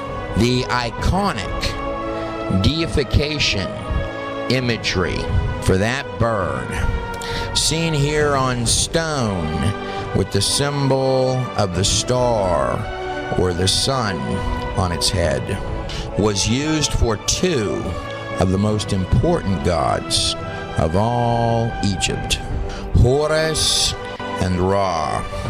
There is a passage in Job 1:6-7 which might be of use, where it says, "The sons of God, B'nai Ha-Elohim, came into the presence of Jehovah, and there did come also Satan, the adversary, in their midst." The falcon or the raven, like this serpentine Egyptian artifact here, or the somewhat angry-looking bird of the air that Vishnu is commonly depicted riding over the waters on its wings with the sun, symbol of the star, at his back. A small detail that often gets overlooked is that there are actually two birds in the Genesis text, a dove and a raven. Genesis 8:6 states, "And he, Noah, sent forth a raven, which went forth to and fro until the waters were dried up from off the whole earth." Though they would go on to make little golden idols of that creature in places like Egypt, you've got to figure that Noah probably felt like that was a pretty worthless bird. Oh, it's not just that Noah is recorded as having literally released a raven which went to and fro up in the air without offering a pinch of aid or coming back to do anything useful for him. But a little deeper could be asked what the dark bird that went to and fro in the air represents. Job continues, "And the Lord said unto Satan, From where come you? Then Satan answered the Lord and said, From going to and fro in all the earth, lifting up from the murky mire of the bird that didn't care." We find the dove, a symbol which means not only power, condensed into a package of sheer precision. But true power doesn't need to gloat. It doesn't have to. Now, in the Greek text, it was the Holy Spirit, or the Helper, which came down upon Jesus and rested upon Jesus like a dove. Is that correct? The dove represents love, peace, life, and most importantly, hope. What gets me immediately about the biblical records is that when anyone faces even the tiniest part of God Himself, there is this immediate feeling of inadequacy before the very maker of the particles of this place says, "Get up, my faithful son or daughter, welcome home." I guess in a very real way, we all choose the bird we follow. And for Noah, it was the dove, returning, as it were, the very hand of God Himself, with an olive branch, of all things, in its mouth. I'm going to lay it in your hands to decide what that little plant right there represents. Zooming in a little closer on ancient Samaria, the first settlements of all earth, we find the Sumerian tablet shown here of Lord Arata. Arata being a reference to the mountain of Ararat itself. And Lord Arata is very likely a pre-Tower of Babel Sumerian title for Noah himself. And in Merkar, a king who rose to power following the flood in the Sumerian kings list, or Nimrod in the biblical texts, builder of the Tower of Babel. Now bear in mind, this is written from the Sumerian perspective. According to Nimrod, or in Merkar in the text, Lord Arata, living up in the mountains, was refusing to submit to Nimrod in Merkar. More specifically, Lord Arata, who they often said was very important and needed to be respected, was declining to pay tribute for the building of a few little bitty temple ziggurats, like this one seen at even refusing gifts from goddesses, like the moon goddess Inanna, standing gloatfully with her foot on the back of a lion, or Semiramis, but more primarily, Lord Arata and the people that were living under him were refusing to contribute to the building of this ziggurat seen on the desert floor right here. A ziggurat located down here out of the modern mountains of Armenia in precisely this spot, the high and lofty gateway of the Abzu, or Ziggurat of Eridu, which was later mysteriously shaken to its base. In a paraphrasing of Enmerkar Nimrod's document, he writes, Enki, the wise and knowing, Lord of the earth, shall bring forth the speech in their mouths. So the speech of mankind is truly one.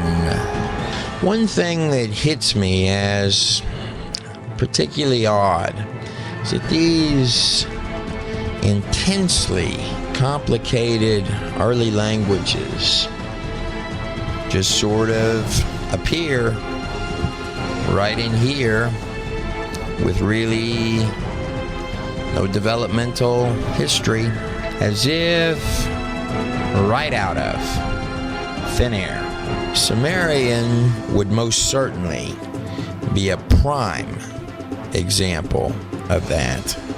Taking the puzzles concerning languages a step deeper, when you're talking about Israel, the promised land that God guaranteed to Abraham, the languages to the west of Israel read left to right, while the languages on the east of Israel read right to left, as if pointing inward to something.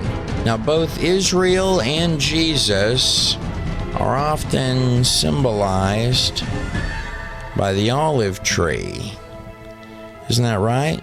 Speaking of Abraham, it was in ancient Ur, right next door to the Tower of Babel, where it's written that Abraham was called by God himself out of the land of idols and rising towers to a land that God would show him. And Abraham, the father of all Israel, was in the bloodline, descent line, and lineage of Shem, one of the three sons of Noah. More specifically, Shem is the son for whom Noah himself placed the greatest crown of blessing onto.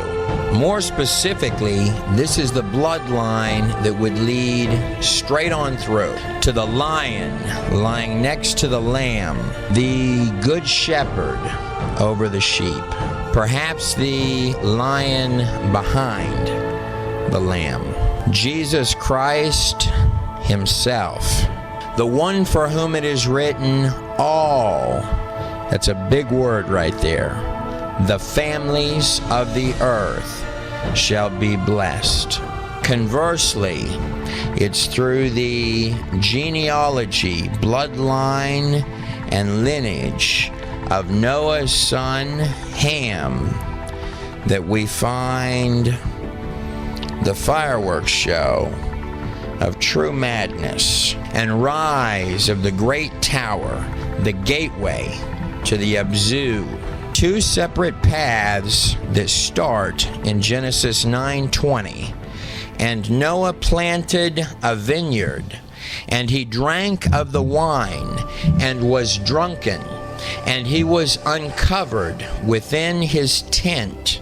And Ham, the father of Canaan, saw the nakedness of his father, And Shem and Japheth took a garment and laid it upon both their shoulders, and went backwards to cover the nakedness of their father.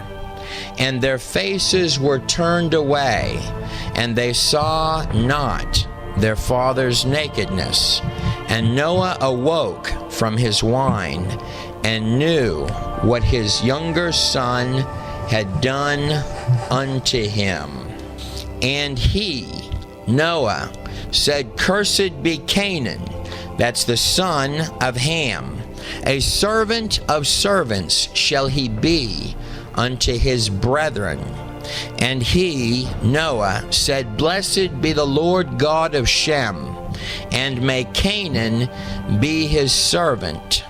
Now I want to hit pause for just a moment on this dividing matter of Noah and his 3 sons, and this issue of nakedness, which had to be covered, taking us back from Noah all the way backwards over the flood, all the way to the Garden of Eden and Adam and Eve. It's in that opening paradise, the first place where we find our dimensional serpent king from the abyss, like this small idol here. Whatever that tree was, a feeling it was much more than a standard apple, suggested to them by a serpent. Sometimes it only takes opening a door just a little for a lot of snakes to come through, and perhaps even larger and far more terrifying things to make their grand entrance. Ye shall be as gods. Genesis 3:5. That line hasn't stopped working. Almost like a carrot being tossed out there by somebody with a dimensional stick. What you bind on earth is bound in heaven. What you loose on earth is loosed in heaven. It's almost like something changed in that moment in paradise. And we can actually follow our serpent, slipping and slithering its way through all of the hours of coming history that survived the waters of the flood and emerged from the Abzu, making its way to the towering ritual temples, to the serpents, Quetzalcoatl and Kukulkan in the Americas, some with little wiggly canals in the shape of serpents coming from altars, draining into basins so that the blood will form the shape of a snake while running off of the ancient stones, slipping all the way over an ocean away to the serpents from the temples of Dendera in the lineage of Ramses the Great, all the way to the empires of the golden serpents, the royal serpents with many faces in ancient Asia, or the serpent god Vishnu of ancient India, seen here with the many faces of the serpent coming forth from the waters of the Abzu, who can also be drawn as the fish not only popping up on the other side of the flood, but also the waters representing the Abzu, from which the slithery horned Capricorn goatfish lunging forth, not just from the other side of the flood as Poseidon, but from the watery depths of the abyss, the place where Vishnu himself sits resting on a bed of serpents over the Abzu or the Abuso, emerging forth from the depths of the deep, similar to the horned Norse god, pitchfork, trident in hand, just like the Philistine fish god, which takes us all the way back to Samaria, where this enormous wisdom serpent has brought these three fine gentlemen to their knees, or the original fish popping up from the abyss, Dagon himself. What's particularly interesting is that the fish god, like Vishnu shown here, not only represents having made it to the other side of the flood and wiggled up from the depths of the abyss, but more than that was Dagon, who was worshipped right up here following the great river, coming right out of the water's edge on the massive Tigris in Nineveh. The remains seen here, where they not only worshipped the fish god, which had also become one with Nimrod, same pose as with the raven's head.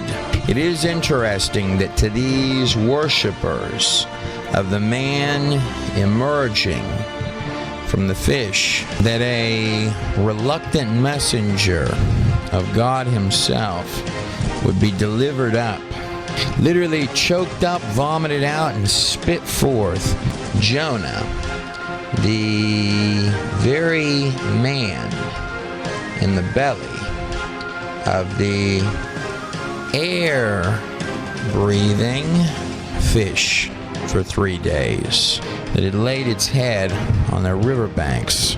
Now, Jonah came forth from the belly of that fish after 3 days, just as Jesus Christ came forth from the belly of the tomb in 3 days. In fact, after the healing of the blind eyes, the causing the cripple to walk, and many, many other healings, when the Pharisees and the crowd were crying out for Jesus to perform a miracle, he said, "I give you nothing but the sign of Jonah." Though it's not pretty, there are actually quite a few reports throughout the ages of history of fishermen, particularly being cut out of the belly of large fish or whales while still alive. Whatever the case, it's almost as if the messenger was delivered up by deliberate design to bring the message in a way guaranteed to get their full, undivided attention. Bear in mind, they had been worshiping the fish god Dagon for roughly 2,000 years before Jonah showed up. And though these ancient gods may have many arms, many names, such as the elusive one, the destroyer, the trickster, and many faces, what's always conspicuously absent is the name love, or our inky slipping up from out of the Abzu here. If you take a look in just a tad closer, you can see the little fish in the dimensional symbol of these little wiggly lines on both sides. And at the top up here, we have our raven. And as the final touch, like a cherry on top, our counterfeit tree of life, to be followed like a carrot on a stick by both Nimrod and then later Gilgamesh for all the days of their lives. Never trust the Inky. It doesn't seem to end well. It is my extremely strong opinion that if one were, shall we say, making phone calls through Pandora's box, it's a good idea never to get so excited that someone picks up the phone on the other end that you forget to ask, who am I really talking to? Now, those are serpents coming out of the Pharaoh's forehead, as if to symbolically represent the true power behind the empire of the king. In the very same spot where the third eye, or the mind's eye, would ordinarily be placed, but spiraling our way back through the towers of our fish serpent, as if it had stamped itself in bright neon lights, its slithery signature wiggling like a raven with wings. Now, if I rewind backwards just a touch more, going from the moment that Ham has entered Noah's tent and backwards to the other side of the waters, back in that garden, I find my first reference to nakedness. Noah's feeling of nakedness, just like Adam's feeling of nakedness. After they had fallen, and God, interestingly, enters the garden in the cool of the day and finds them hiding, covered with fig leaves. The last interaction recorded that God is going to have with Adam and Eve, the mother and father of all living. Genesis 3:21, the Lord God made garments of skin for Adam and his wife and clothed them, as if not only to cover their nakedness, which, just like the tree, probably means something larger in scope as well, but a step forward, like a lesson to both Adam and Eve, that for the covering of their sin, something innocent would have to lay down its life, as if it were a foreshadowing of an event to come. It would almost seem appropriate that those coverings for the nakedness would make it all the way through the 10 generations of bloodlines, like a birthright from Adam to Noah. One can only wonder if the picture may be somewhat larger than just seeing his father's nakedness in a drunk state, but perhaps an opportunity to come in and steal the very coverings. When Ham, father of the Canaanites, perhaps the old goat behind him, saw the nakedness of his father, handed down from Adam and Eve to steal the very birthright, to slip in like the serpent from the Abzu and take by trickery the coverings that were given by God himself to Adam, perhaps leading to the reason why in the next passage Noah would literally issue the blessings and curses of the three sons, leading to two diametrically different paths. After all, a new thing had begun. The coverings, the symbolic trinket symbols through these generations were a thing of the past, perhaps a completion. One has to bear in mind that the biblical texts are not just precise line by line the more you investigate them, but they are dimensional in their scope.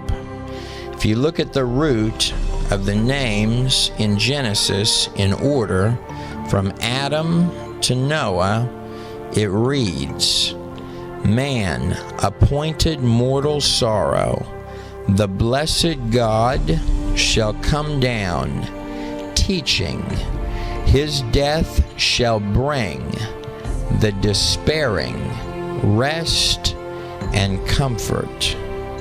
On one hand, the humble man who would begin a journey with God himself.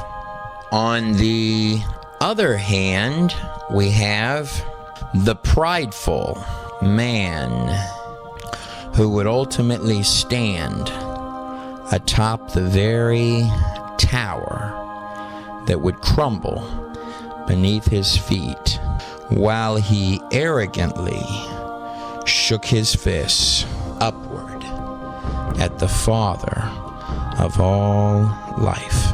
The name Nimrod today commonly means idiot. It's come to my attention that God seems to be in the business of knocking down man's towers.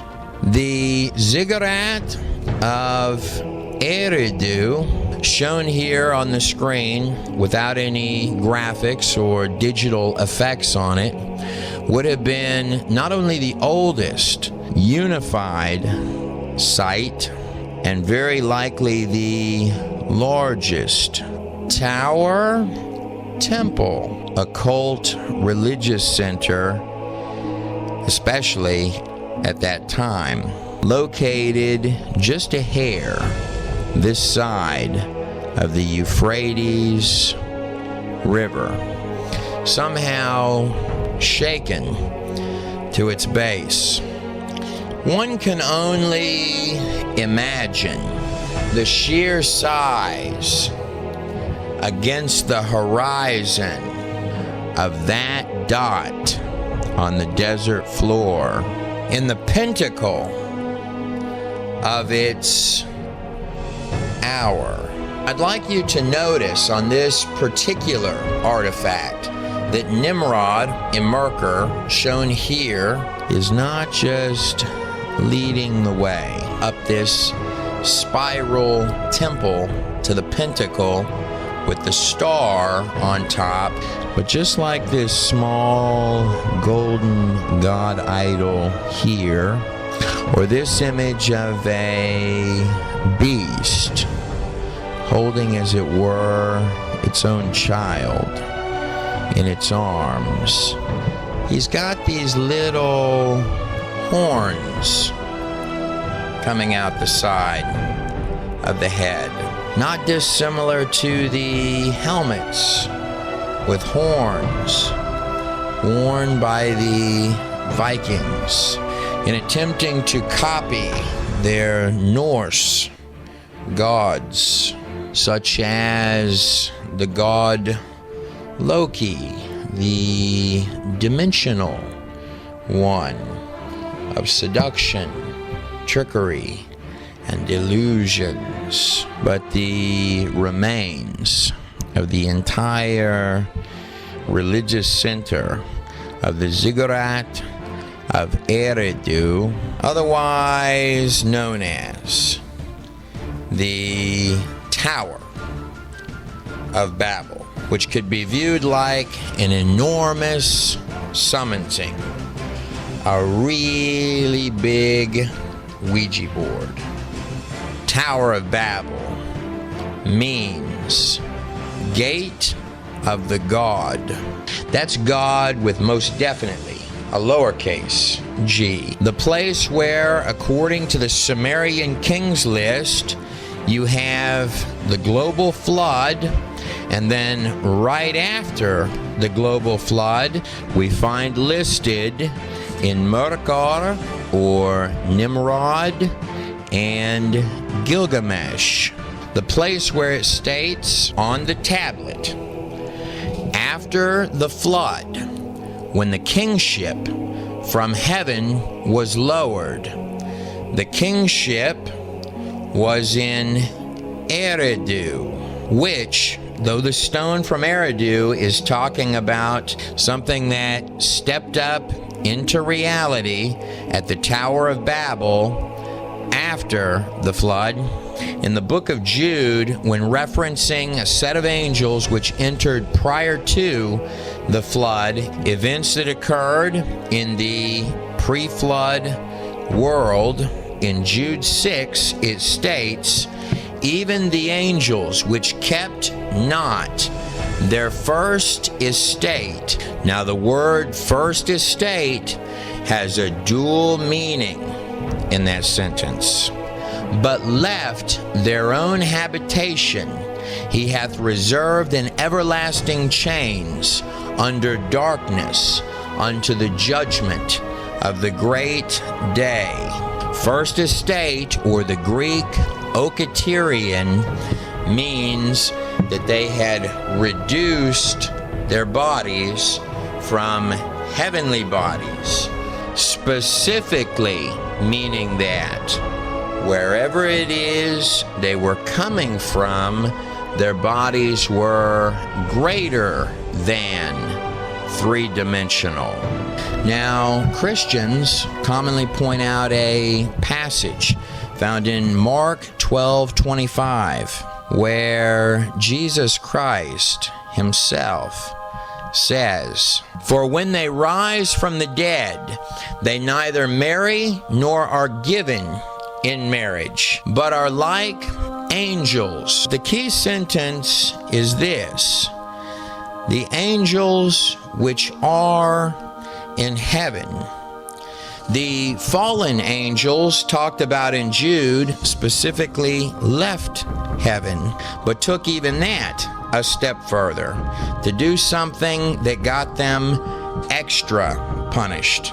To be even more precise about exactly what's being stated in the book of Enoch, as well as the very first pages of the Torah, Genesis, the book of Origin, and many, many other, both texts and legends from across the earth, is that prior to that flood, a set of 200 fallen angels, led by 20 fallen angels, reduced themselves to make entrance and play lords and gods with mankind. And according to Enoch, the seventh from Adam and the great-grandfather of Noah, these fallen angels made entrance during the days of Enoch's father, Jared, on the top of a mountain called Hermon. Now, it was the Greeks who, in truth, copying from the Egyptians, firmly believed that their gods entered from the top of Mount Olympus. such as Prometheus, seen in this statue here. Sort of a floaty little one, isn't he? No wings either. Not dissimilar to the artistic madness, like this man here, being ripped up and yanked into the air. Now the gods would swoop down from Olympus to mate with the women and alter the state of mankind, which is of course what the idea behind Prometheus actually means. And this produced a variety of unnatural things. The events recorded of Gilgamesh, Nimrod, and the Tower of Babel come after the flood, whereas the Greek legend of Olympus represents a time period prior to the flood. Most notably the Titans coming down from the Greek gods, like this part man, part god giant displayed here in enormous size as compared to the common man, as in this post-flood Sumerian Babylonian depiction of the three men bringing the star of Ishtar before the king. Thinking about pre-flood worlds, it was the Greek legend of Atlantis. Though the idea of Atlantis is commonly presented as a sunken city, of which there are many sunken cities around the globe, some of them from the settling in of the earth following the flood. The idea of Atlantis perhaps is something a little larger than that. The place of the great tower of otherworldly wisdom, a literal hub of advancement, and it's said that not only were things much larger in scope in Atlantis, but animals mixed with animals, plants genetically mixed with other plants, and of course Atlantis was hydroponic with large pockets of water underneath the earth and sustaining the ecological systems on top of the ground. Advanced technology that altered everything. Taught by the gods, an empire often said to have had the heights of biological strangeness, which ultimately was swallowed up by the waters. So I guess in a very real way, the death of their world is what's lighting yours. Now, Enoch, a text that actually would have been on that ship, is recording the teachings of those fallen angels prior to that flood. Teachings which included the smiting of the human baby in the womb. The women were taught the arts of seduction. Of course, the men wore, and as a nice little touch, the value of the precious minerals, i.e. illusionary systems of trade, the financial systems. Going a step deeper than the trinkets they were handing to mankind. What the angels appeared to be particularly interested in was not just the teachings of witchcraft and summoning of demons, but they were highly interested in the signs of the earth, the signs of the clouds, etc. But more specifically, there were more than 4 angels who were very interested in the signs of the stars, almost like rebellious servants, keeping track of what the master of the house is doing. Now, God said that the stars in the sky are at least there for signs, like his billboard, which is probably why when a little bitty flesh and blood man named Enoch, with a message from God himself, walked into their midst, he had their full, undivided attention. And a part of that message is, though you thought you had secrets, little did you know you only had the worthless ones. Indeed, even angels and the darkest things that dwell in the abyss can scream. Does God not say, I use the weak things to bind the strong, and the foolish things to confound the wise? It's also come to my attention that God seems to really favor the humble, diligent man over the rising empires of the prideful.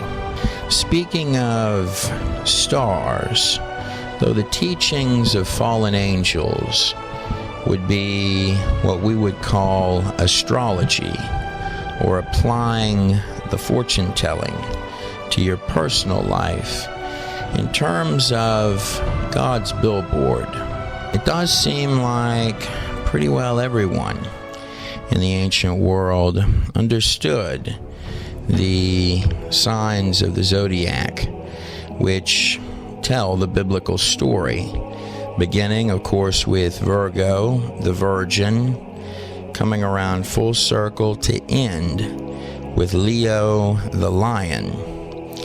Nimrod seemed to understand it so well that we find depictions of the mighty hunter against God, Nimrod, with his bow in hand, and intricately drawn lions all over Nineveh, not just killed, but absolutely over and redundantly killed. Many with Nimrod having the lion brought to him by his men so that he can literally drive in the death blow by his own hand with his own blade, as if a grand statement to God himself by Nimrod, his belief that he was mightier than the coming lion. Going from Nimrod to Gilgamesh, we find this strange character named Indinku that just sort of pops up into Gilgamesh's life. The two would end up going on a journey together, and Indinku, shown here with the little bitty horns on his head, seemed to have a real taste for the temple prostitutes. Though the text reads that the two had become close friends, the intimacy there is almost like, I don't know, father and son. Nonetheless, it is right after the flood in the Sumerian kings list that it is written of Gilgamesh that Gilgamesh, whose father was the unseen one, ruled for 126 years. Now, when they say panspermia, one has to wonder exactly what that means. Now, Pan was the horned Greek god, correct? It is rather strange that these gods need an invitation, even when playing shadow people and little alien genetic collecting games.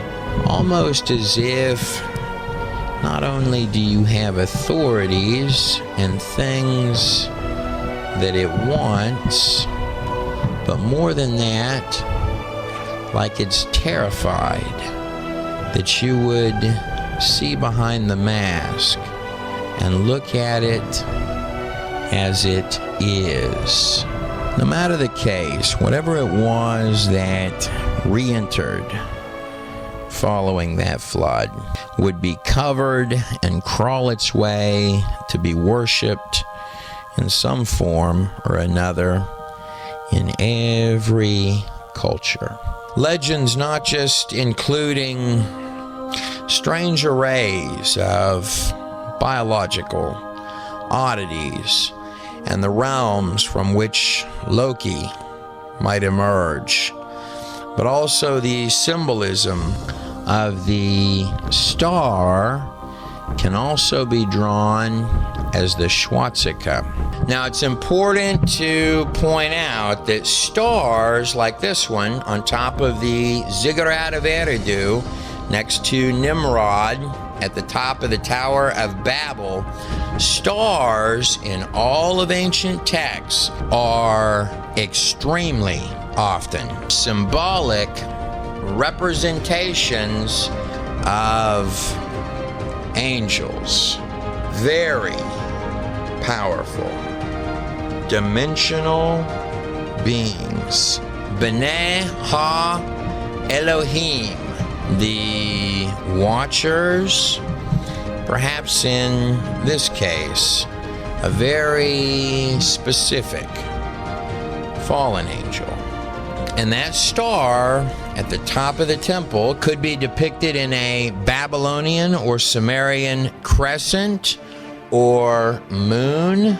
The moon representing the feminine, which the star has rested inside of, the incubus and the succubus.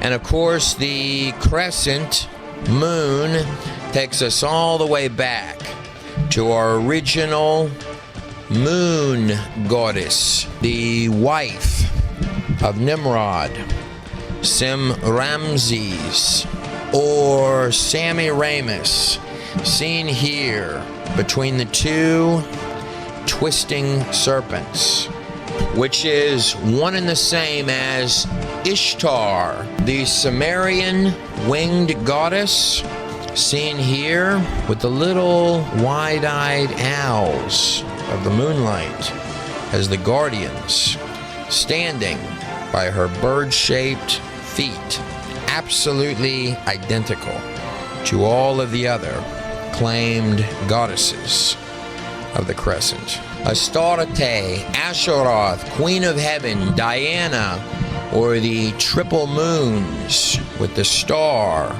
in the center.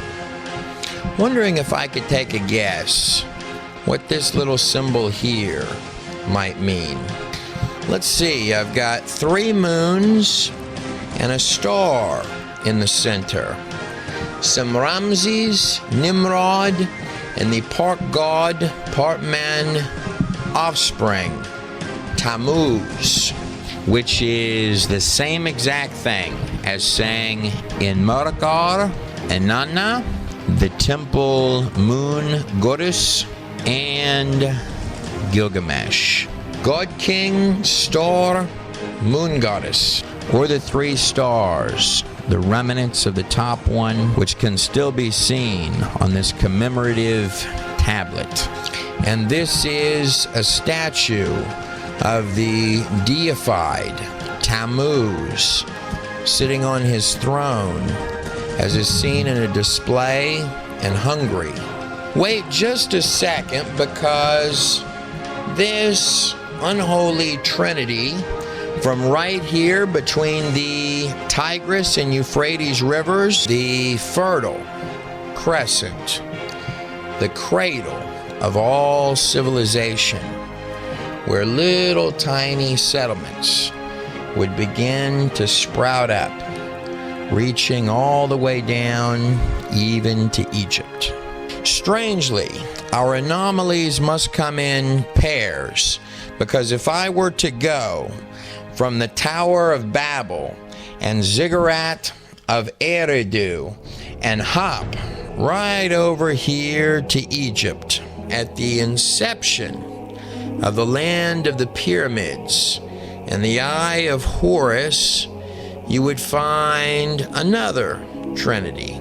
Isis, our winged Egyptian moon goddess with the crescent right on top of her head.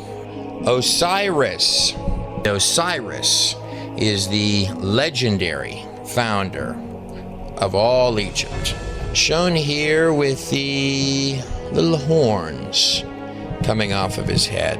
A representation, perhaps, of the horns of the god he's allowing to operate through him.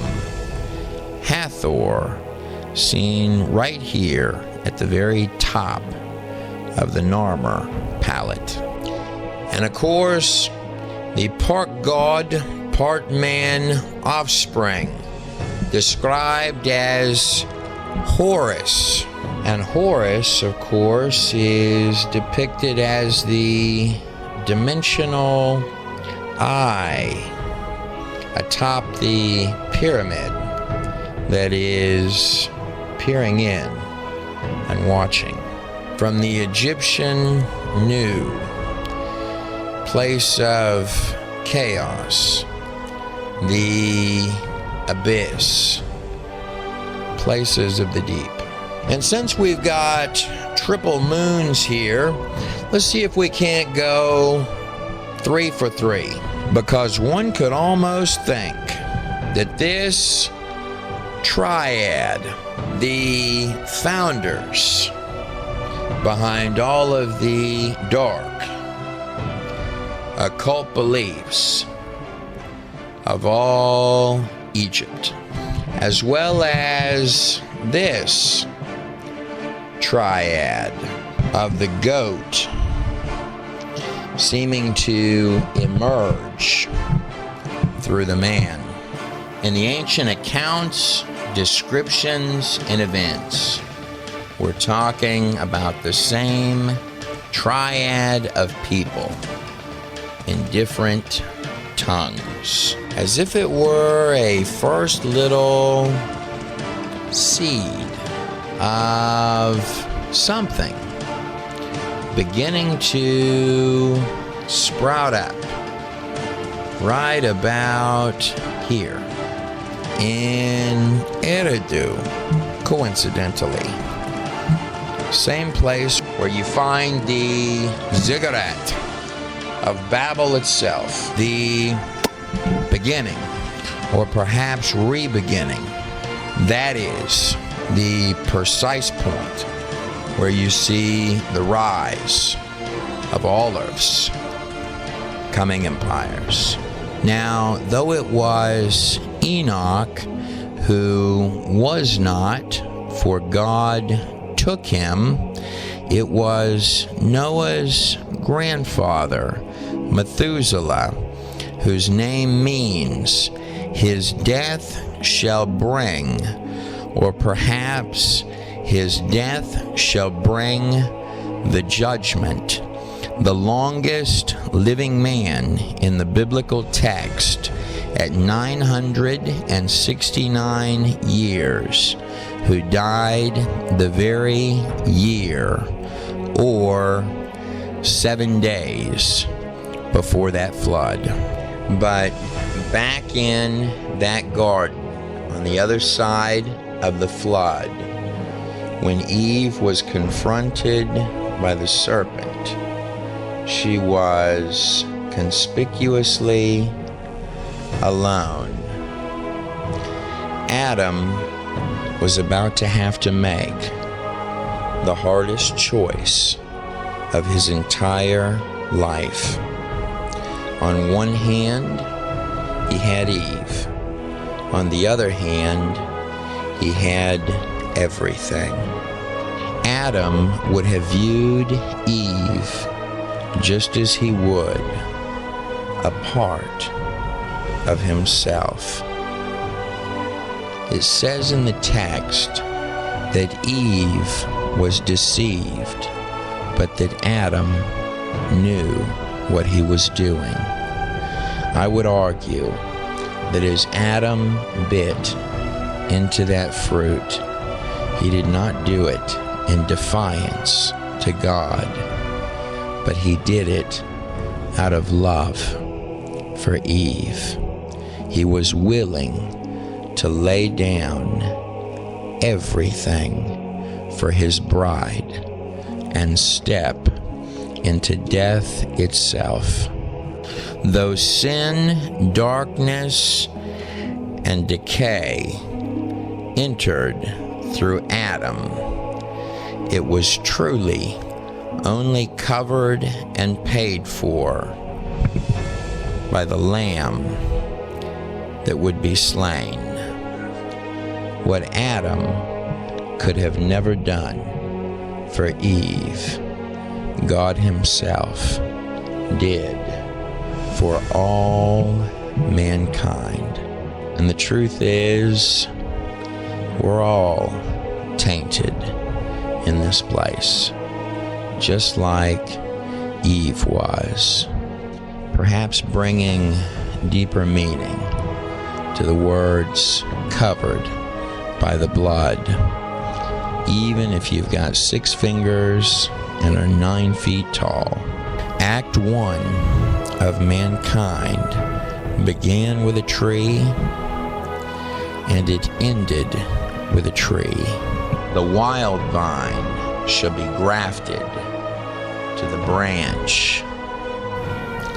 Though things that dwell in the shadows, like the little bitty inky, may have lots of words and be desperate to talk to anyone who will listen, it takes a true kind of love for one to lay down their life for their friends. You and I are living in the greatest love story ever told. Perhaps that's why they call it history. His story. And you're living a part of that. Now it says in the text that the boat rested on top of the mountain in the 7th month on the 17th day of the month, which is really fascinating because Jesus was crucified in the 7th month, or the month of Nisan, on the 14th day of the month. If you add 3 days to that, you're at the 17th of Nisan, when the tomb door was rolled away and Jesus Christ stepped forth from that tomb, and a new thing had begun. Noah's Ark resting on top of the mountain is the anniversary in advance of the day that Jesus Christ would step out the door of that tomb, buried right into the text itself. After the flood, the first thing that Noah thought to do was plant a beautiful vineyard. Mount Ararat today is a mountain sticking up like a sore thumb, covered with ice, 75 square miles worth, much of it hundreds of feet thick, just like God to possibly protect the boat that saved all mankind, the most astounding artifact that would ever be discovered on all earth, buried like a mammoth waiting to be found. And though many of the locals at the base of that mountain say they don't know why, the area is called the Land of the Eight. And I bet you'll never guess what grows wildly right at the base of that mountain. Vineyards. Amazing vineyards. Home of the oldest wineries on earth, with Ararat right here in the background.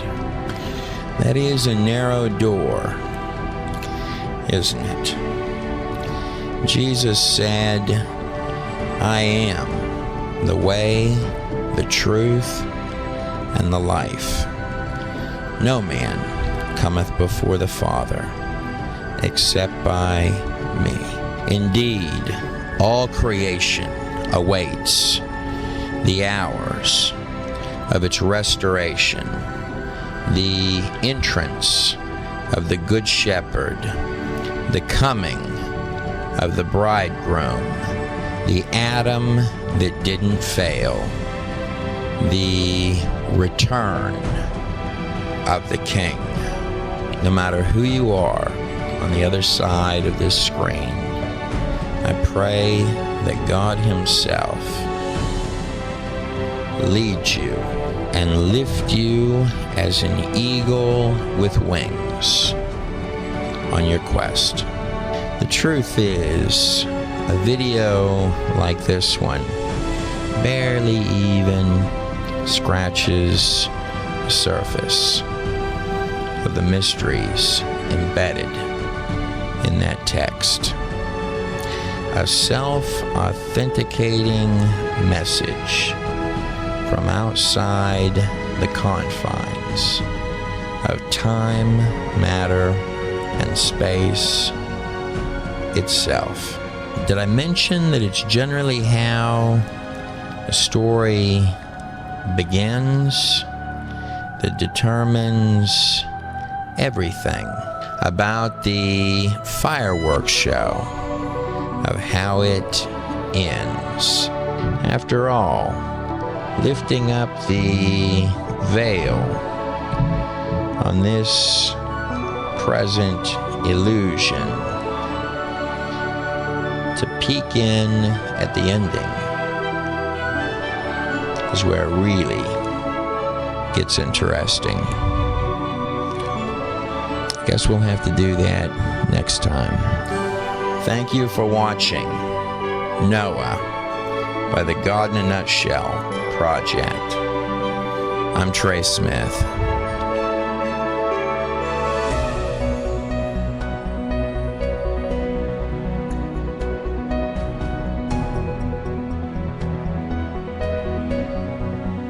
come over to the God in a Nutshell project. That's godinanutshell.com. Seen right on the screen here, where you'll not only find more videos, of which there are many more to come, so make sure you hit the subscribe button to the God in a Nutshell YouTube channel, which is found right down here at the bottom, spooky, of your YouTube screen. But at godinanutshell.com, the website, we're always looking for writers for news and interesting topics, by the way. Here's what the Noah DVD looks like. Incredibly beautiful, front and back. You can also, at godinanutshell.com, take a better look, a closer look at what that DVD might look like on your coffee table. Special thanks, by the way, to everyone that gets any of the DVDs, not just Noah, The Theory of Everything, which looks absolutely beautiful as well. The DVDs have zero advertising in them during the videos, so there's no advertising while you're watching the films. As well as the Nephilim DVD, which, if it's not out at the moment you're watching this video, will be out very, very soon. With more than interviews, but also including in the bonus features some unusual events surrounding the making of that film and the DVD itself. Thieves, one dirty TV pastor, and the man who robbed him. Seems like it all happened at this point in a different life. But it is true, in the late 90s, as seen covered in this magazine here, I committed a safe robbery on a television pastor, fundraiser for Benny Hinn, named Mike Murdoch. Smashed a Cadillac through a television pastor's mansion gate, which I did kind of enjoy that part of it, and ran to Mexico. Then I wrote this book about it. I almost feel kind of, I don't know, silly anymore talking about that Thieves book, because it, if you end up getting a copy, no matter how fun that might be to read, please don't think that it has any implication on who I am today. I'm Trey Smith. Thank you for watching. Maybe you'll find something interesting in those pages. May God bless every last one of you on the other side of this screen.